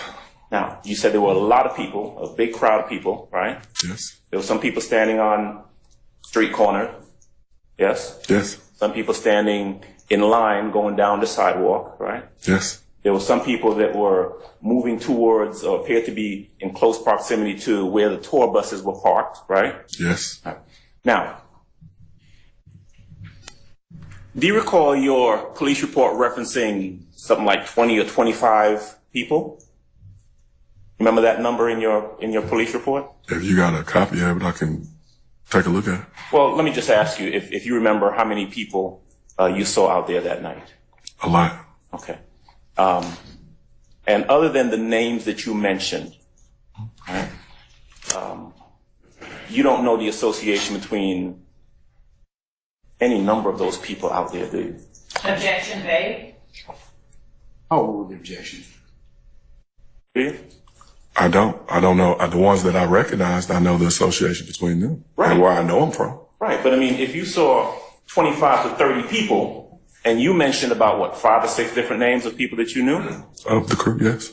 You don't know the association between those 5 or 6 people and the other, do some math, 21 or 20 people, right? No. Or if they were associated at all. If I'm working and I appear to see a group of people congregating together, and it appears that they're together, then one could make the assumption that they're all together. Right. So if you see 25 people on a street corner, you're going to associate that all 25 of those people are associated with each other, as opposed to them just being in the same proximity? That's a strong possibility. But on that night, I saw the people that I recognized and people that I didn't recognize standing together on the same corner. Right.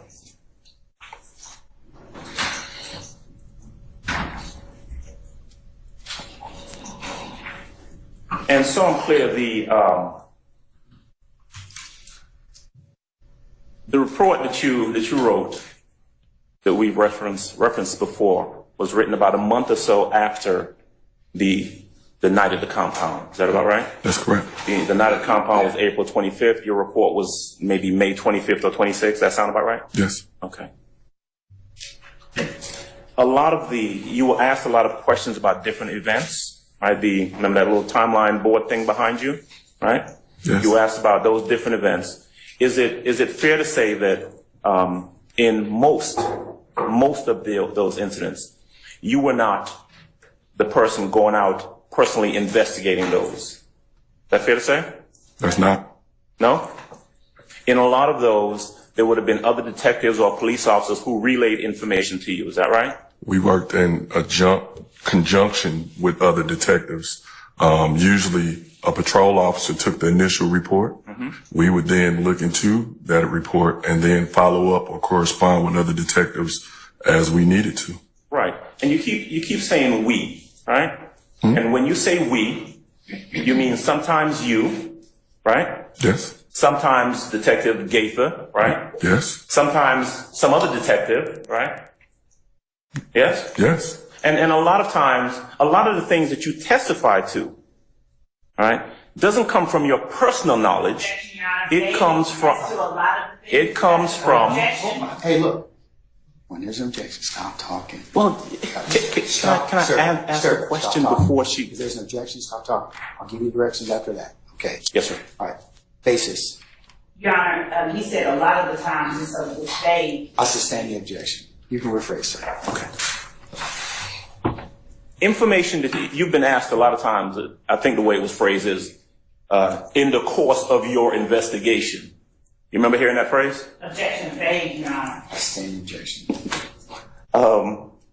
Well, in the course of the investigation that you've been testifying about, a lot of the information that you got came from hearsay statements from either officers or individuals. Isn't that true? I sustain the objection. All right.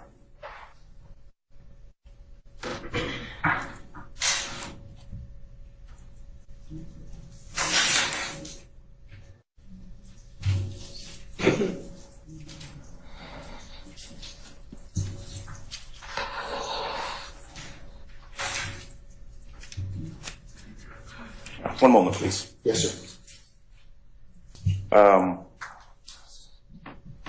Did I hear you correctly that you don't know the time frame between which this Lil Wayne tour bus shooting occurred and the halftime video, when it was released? I don't know the exact date, no. Okay.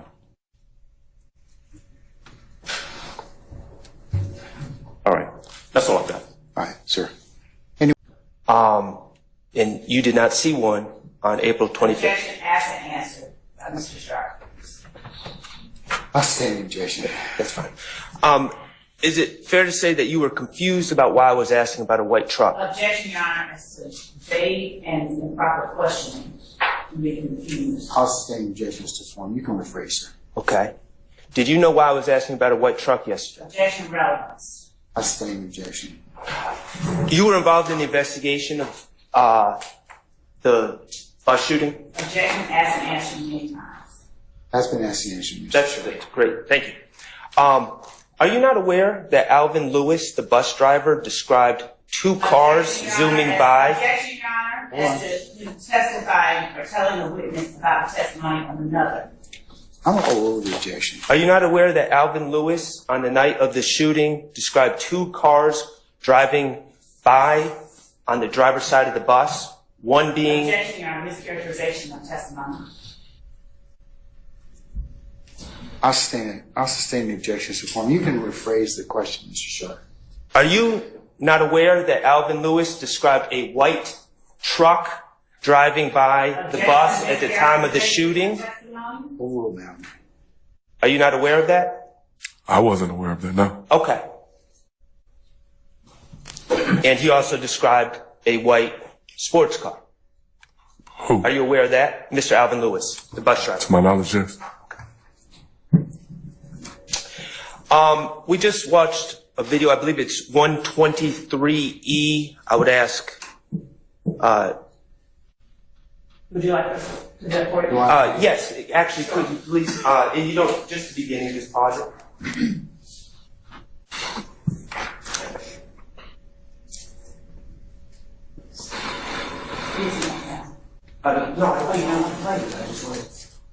You pull this video off the internet? I don't recall. I just know that at some point I viewed it. So you don't know who pulled this off the internet? Do you know when it was pulled off the internet? It was pulled off during the time that we were this investigation. Do you know a date? I do not. Do you have a police report indicating a date of when it was pulled? I do not. Do you have a police report indicating who pulled it off the internet? I do not. Okay, at balleralert.com. Why is that on the bottom right of this video? Because it was probably screen grabbed from balleralert.com. So balleralert.com is a website that reposts things? Is that correct? Yes, How many people, is it a popular website in your opinion? it is. Okay, millions of people view balleralert.com? Yes. Okay, what about Repost Wiz app? Why is that there? It probably was screen grabbed on when it was pulled. Okay, and in the beginning of this video, I don't believe it was played, but you're familiar with this video, correct? Yes. Doesn't it have something in the beginning, even before Mr. Stillwell comes on, that says college kids or something to that nature? If you play it, I can see it. Well, it's been edited out here. Objection, Your Honor. We have that one and it has not been edited out. There are two different. So, what's the base for the objection, madam? The testimony that has been edited out that Mr. Sharp was made. So, objection to the testimony of Mr. Sharp. I'm going to sustain the objection. Ladies and gentlemen, you usually disregard counsel's last questions. So we got a video. Oh, I'm sorry, Your Honor. You can rephrase. I'm sorry.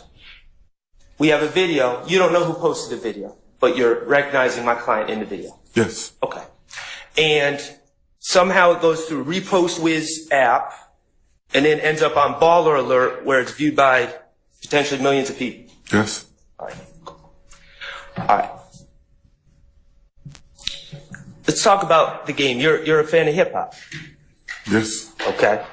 Now, the game, as I understand, his government name is Jason Taylor. Do you know that to be a fact? Don't know. Okay. The game is a West Coast artist out of California, correct? Yes. Okay. The game, even in now we'll just say 2015. Again, we don't know when this was posted, but as of 2015, you would agree that the game was a very popular artist. Yes. Okay. Wins awards, known in the hip hop community. I'm over the objection. Wins awards, known in the hip hop community. I sustain the objection. Wins awards. I don't know if he wins awards, but he's a popular artist. Okay, known in the hip hop community. Yes. On videos, back when videos were on TV, the videos would actually be on TV, correct? Yes. MTV, BET. Objection, Your Honor. Vague as to what the question is. I sustain the objection. His music videos would be played on MTV, BET. Objection compound, and objection speculation, and objection foundation as to where and when any of this person's music videos are I'm going played. to sustain the objection, Mr. Short. Have you seen his videos, his music videos? Him being who? Him being who, sir? Game. Have I seen his videos? Yes. Yes. On TV? Yes. Or social media or YouTube or whatever they. The game is not Dwayne Carter, correct? Objection, Your Honor. Any violence that ever came to the game in any visits to Atlanta? Objection, Your Honor. Foundation. I sustain the objection. Do you know of any violent acts that have been committed against the game in Atlanta? Objection, foundation. I sustain the objection. I'm asking if he knows, Your Honor. If he doesn't know, he doesn't know. Sir, you can answer that question. Do you know of any violent acts that have fallen upon the game? I'm aware of a post between the game, Jimmy Winfrey, and I believe the basketball player O.J. Mayo making a post about squashing the beef, but that was initiated by this said video. Yes. Okay. Well, I'm going to ask you again. Are you aware of any acts of violence? No. Okay, thank you. Anything else? No, that's it. All right, Mr. Adams? Yes. Directed by BLB. Remember seeing that? Yes. All right, you know who that is? A producer or a music producer. Okay. Did you ever, after grabbing this video, where did you get this video from? Did you get it? I don't believe so. I believe at some point I viewed it. You viewed it? Yes. You weren't the one who got it? No. All right. Did you, in the course of this investigation that Ms. Love's been asking you about, speak to BLB about the video? I did not. Okay. And you remember where it says, also directed by Jeffrey Williams? Yes. Who else directed the video? I guess the first person you said. Anybody else? I don't know. You don't know? All right. Who produced it? I do not know. Were you present for any of the planning meetings for this particular music video for this? Hold on. I stand the objection. All right. Aware of music artists putting out music videos to their songs and keeping them private? All right. Last I got was, are you aware of music artists putting out music, objection, relevance? I'm going to sustain the objection. Okay. Are you aware of Jeffrey Williams putting out other music videos? Other objection, relevance, Your Honor? Okay. In your investigation, as you were pulling these videos and gathering this evidence, did it appear to you that these music videos were to be kept private for someone who's actually putting out music? Objection, Your Honor. Foundation, calls for speculation. I sustain the objection. How about the song Halftime itself? Was that song distributed to the public? Objection, Your Honor, asked and answered. That question has not been asked and answered. I'll overrule it. You can answer it. Was it distributed to the public? Yes. In your experience, when an artist puts out music, do they normally put it out to the public for public consumption? Folks, cannot talk at the same time. Well, I'd ask to be allowed to finish my question. Mr. Adams, respectfully, I have told you, if an objection is posed, stop talking. Please. I would object to my being interrupted simply so I can't ask the question. I'm allowed to ask the question. If she has an objection, then she can interpose it then. All right, so in the future, Ms. Love, wait till he finishes the question, and then I'll pose, or before the witness answers, I'll make a ruling, okay? It's the improper question. The problem is that both of you can't talk at the same time because Ms. Weaver, she's great. She should work at Congress, but because she takes down stuff that fast, but she cannot take simultaneous transactions. So don't do that. And Your Honor, I would ask that the court, when there is an objection made, that the court continue to require the stopping of the question because it's the improper question that I have to object. But I got to listen to the question first to determine whether or not it's objectionable. Okay? So please do that. Yes, Your Honor. In the future, all counsel going forward. Yes, Your Honor. All right. And so, Your Honor, I still object to that question, the portion that he asked up until the point that the objection is made. I'm going to overrule the objection. Mr. Adams, you may proceed. I don't even remember the question.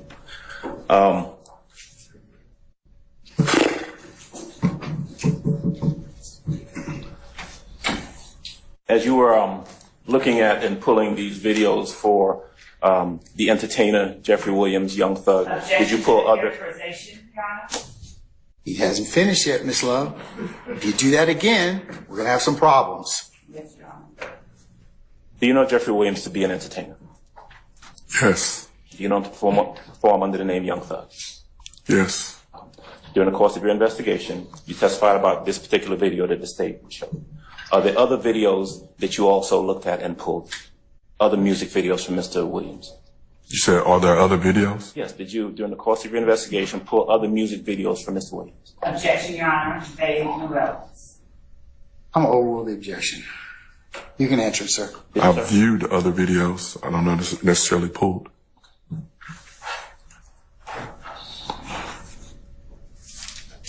Were you able to either view or observe other videos where Mr. Williams makes reference to, in a positive manner, Mr. Dwayne Carter? Your Honor, I object to the characterization, vagueness. I'll sustain that objection.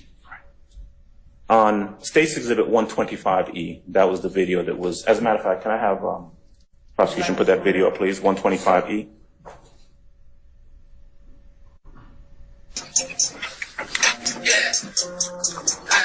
Yeah, YSL. Carter 6 coming out Friday, first show. New Orleans, Holly Grove. Fuck, nigga. Meet me there, baby. Beat me there, you did. With them dicks, too. Yeah.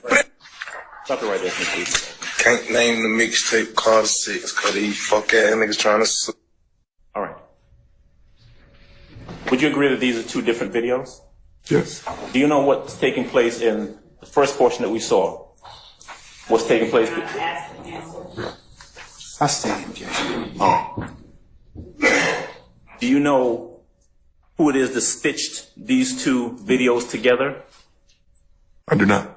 Okay. You agree, though, that they are two separate and distinct videos, is that right? Yes. And so do you know when the other one actually ends and when this one that we're looking at right now, when it begins? I do not. Would you agree with me that stitching these two videos together does not pose an accurate depiction of what is said in either one of the videos? Would you agree with that? Objection, Your Honor. Characterization. I sustain the objection. During the course of your investigation, who gets to choose whether or not you can cherry pick videos and stitch them together as a piece of evidence? Your Honor, objection. Basis. As to vagueness and to the form of that question. I sustain the objection.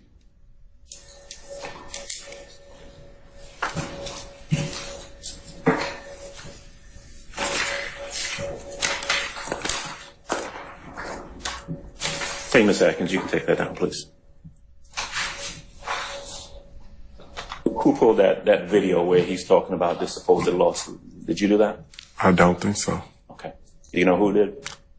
Possibly someone within our unit. And then did what? Gave it to the DA's office and said, hey, you can use this? Objection, Your Honor, as to 1, relevance, 2, compound, and 3, form of the question. I sustain the objection.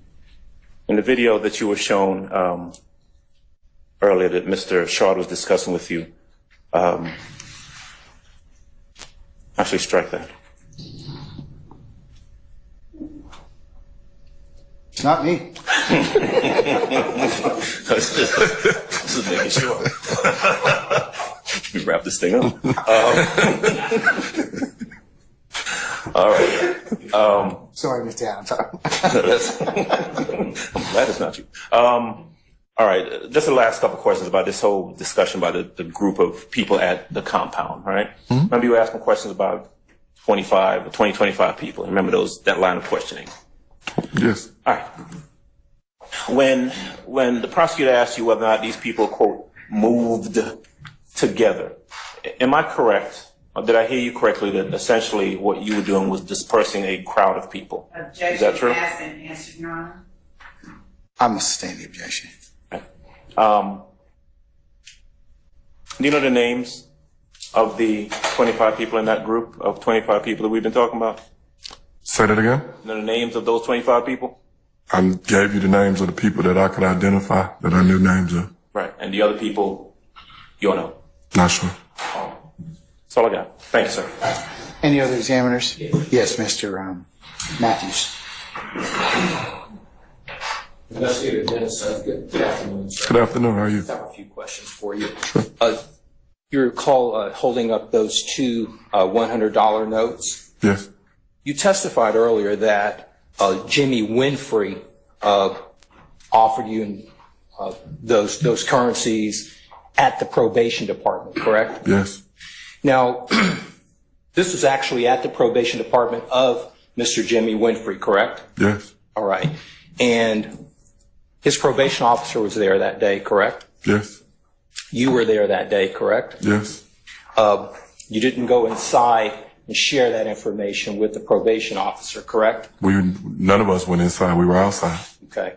You did not reference that particular alleged transaction in any case note that you prepared in connection with that investigation, correct? No.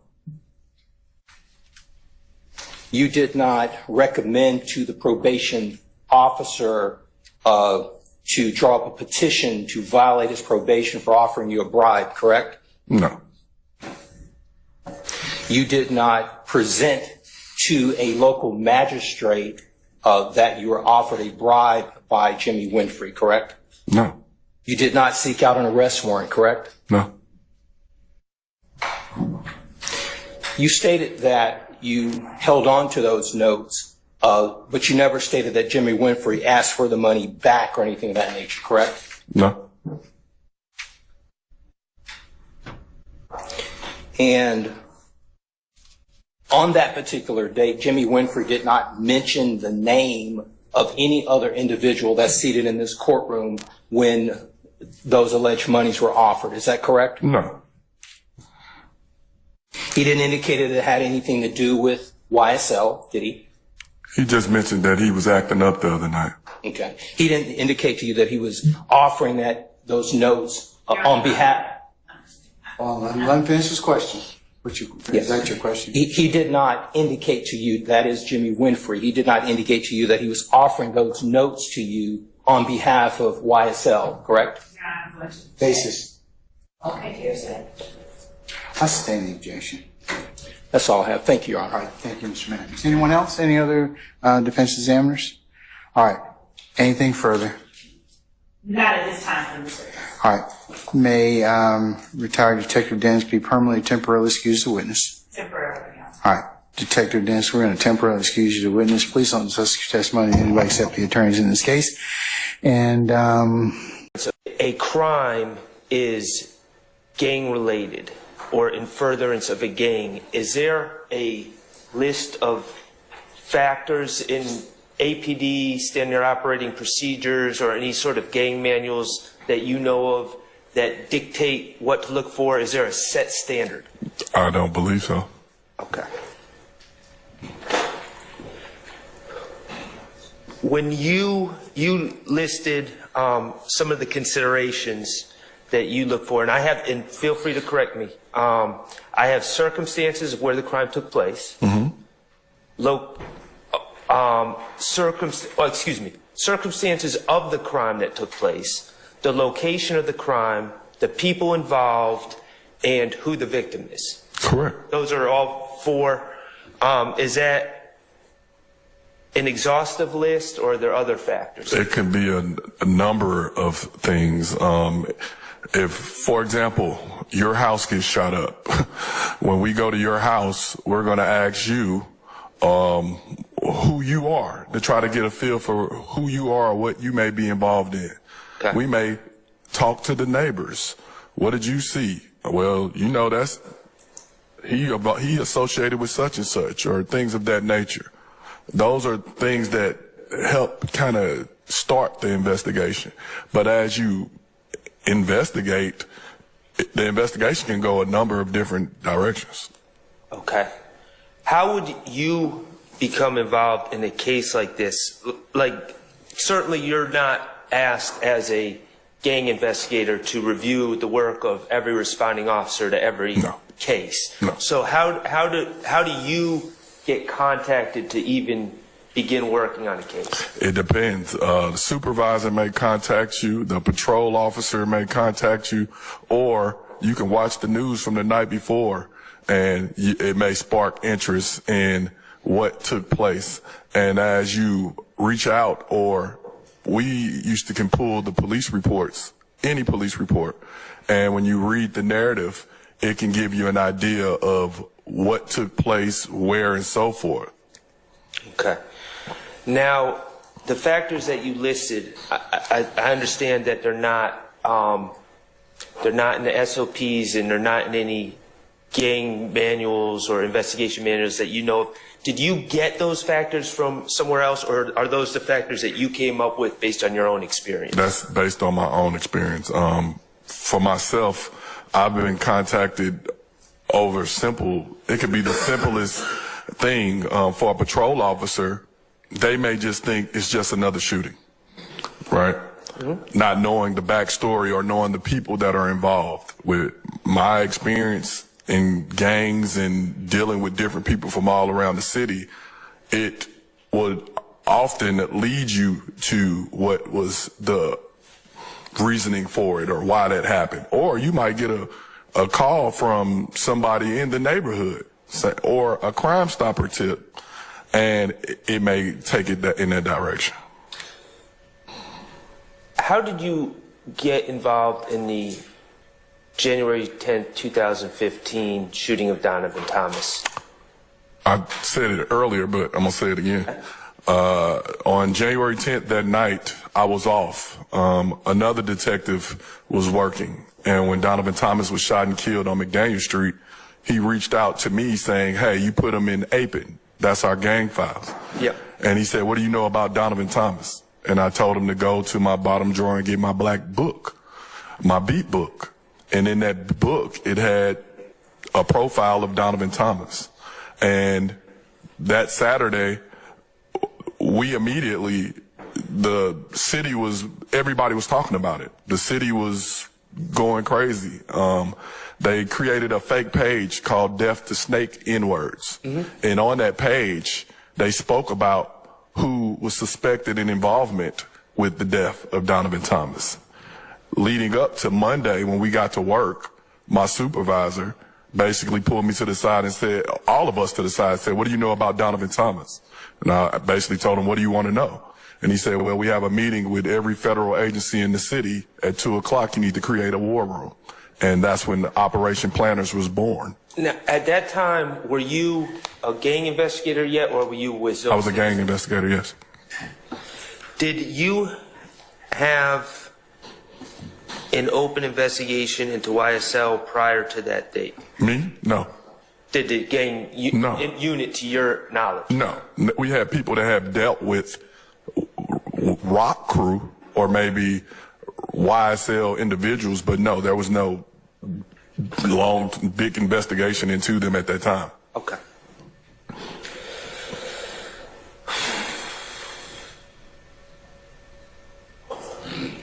Now, going back to the discussion you had with Attorney Steele, you indicated, and we can take any hypothetical group, we'll just go with the Boy Scouts. You indicated that in your understanding as an expert, individuals that are part of a group that commit a crime, we'll stick with the rape example, that would not implicate everyone else in the group, correct? Correct. Because those members of the group are members of the Boy Scouts, and the Boy Scouts are not a criminal street gang. That's correct. Okay. How do the Boy Scouts become a criminal street gang? Through criminal activity in furtherance of the Boy Scouts as a criminal street gang. If the Boy Scouts start coming up investigations for carjacking, shootings, robberies, selling drugs, then the Boy Scouts can be documented as a criminal street gang. But if there is no evidence of that, those individuals pretty much are standalones that happen to be Boy Scouts. Who makes the call that the Boy Scouts are now a criminal street gang? The investigation, pretty much. The information that's gathered would make that call. Or whomever is leading that investigation with the information that they have. Anything that we gather or anything that we produce, we have to go before a judge to swear out warrants, search warrants, affidavits, and so forth.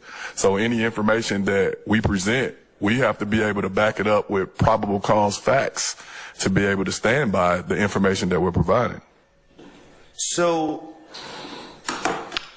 to become a criminal street gang, is it just the commission of, was it 2 or more prior acts on or after a date in 2015, or is there more to it than that? It's much more than that. Okay, could you tell me some of the other factors? If you're coming across people that have life-like characteristics that are participating in a crime, say for example, we carjack somebody, say for example, we shoot somebody, say for example, we sell drugs together, we will then determine what is the like characteristics. And so for example, the 6 identifying factors to identify them, what do they have in common? Oh, they're calling themselves the Boy Scouts. Okay. What do the Boy Scouts, what are their monikers? What do they wear? How do they operate? Do you have traditional gangs? Traditional gangs usually have more structure. They have a hierarchy. Hybrid gangs are pretty much more dangerous because they have no rules or allegiance to anything. And so they pretty much take upon whatever they want to. Fam America, for example, here in Atlanta, they wore American flags. They were red, white, and blue. So they pretty much didn't stick to the same structure that Bloods and Crips did. And so that makes them a little more harder to identify, because just because somebody's wearing an American flag, you're like, okay, is that illegal? No. But then when you see that become the color and the monikers for this gang, then things start to make sense in that specific area. So all those different factors, it's not just a standalone thing. I think that some people think as a gang detective, we just gang.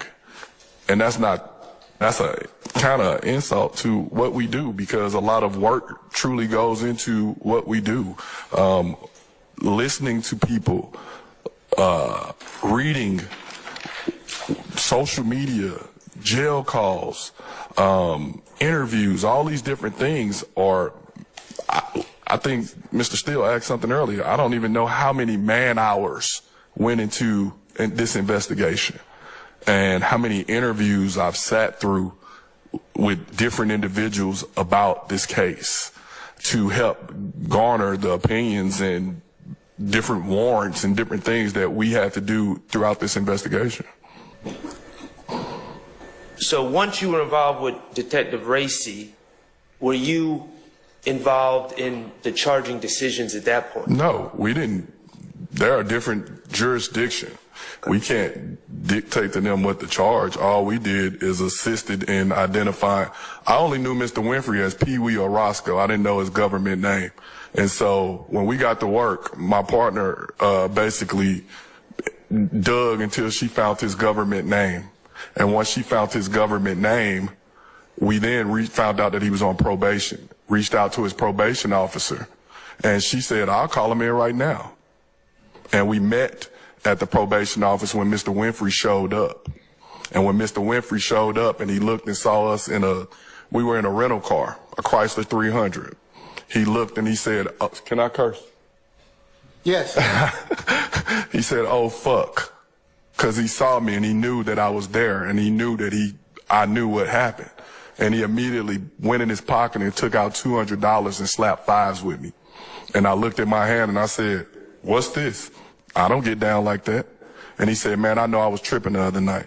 And at that point, I knew that he was going to jail because he just pretty much told on himself. And if you ever find my file, it's a file with $200 in an envelope in the back of it. And I knew that he was going to jail because he just pretty much told on himself.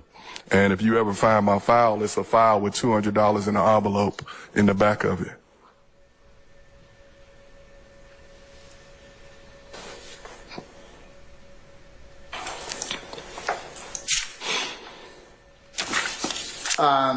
The court having considered the arguments of counsel as well as the testimony of Detective Ty Dennis as well as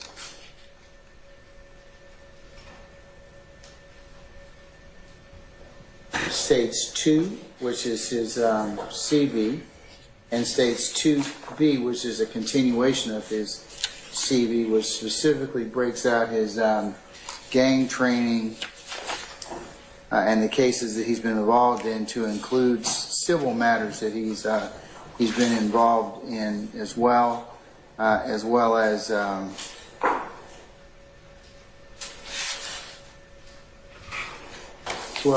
States 3,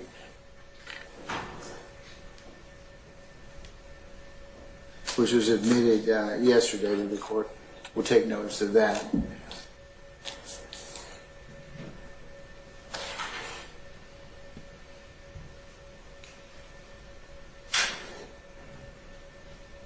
And the case law and arguments of counsel, I'm specifically rule as follows. On November the 14th of 2023, this court held a hearing pursuant to OCGA 24-7-702 to determine the admissibility of testimony from the state's proffered expert, and that would be the former Detective Ty Dennis, retired Detective Ty Dennis. The state's request that the court declare Detective Dennis as an expert in the following areas.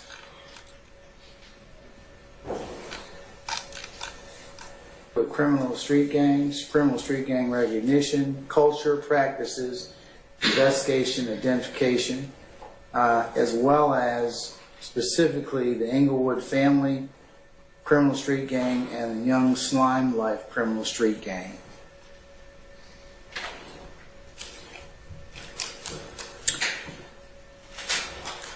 The examination of Detective Dennis and from his CV shows that he has been qualified as an expert witness at least 10 times in the area of criminal street gangs. Having heard evidence, testimony, and argument from all parties, which this court will apply to all the named defendants specifically in this case, I'm going to find that this evidence is admissible pursuant to OCGA 24-7-702B. Court finds that his testimony meets the requirements of Daubert and OCGA 24-7-702. This testimony, such as Detective Dennis's, much like Detective Belknap's, yesterday has been accepted in numerous federal courts, including the 11th Circuit, under which I provide citations have been provided yesterday. But Augustine, Wilson, Ledbetter, in pursuant to the indictment and this charge in the indictment.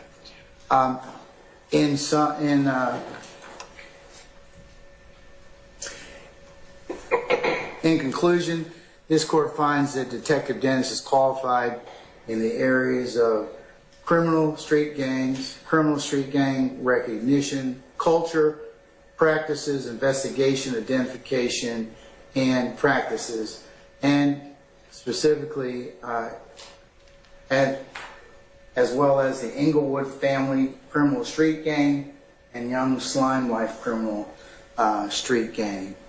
And his testimony is relevant and reliable. This court finds that Detective Dennis's testimony is relevant and will help the trier of fact to understand the evidence and determine facts and issue. This court finds that this testimony is based on sufficient facts and data, specifically Detective Dennis's years of experience and training as an investigator in this area, including those particular items that he testified to, as well as on his CV in states 2 and 2B.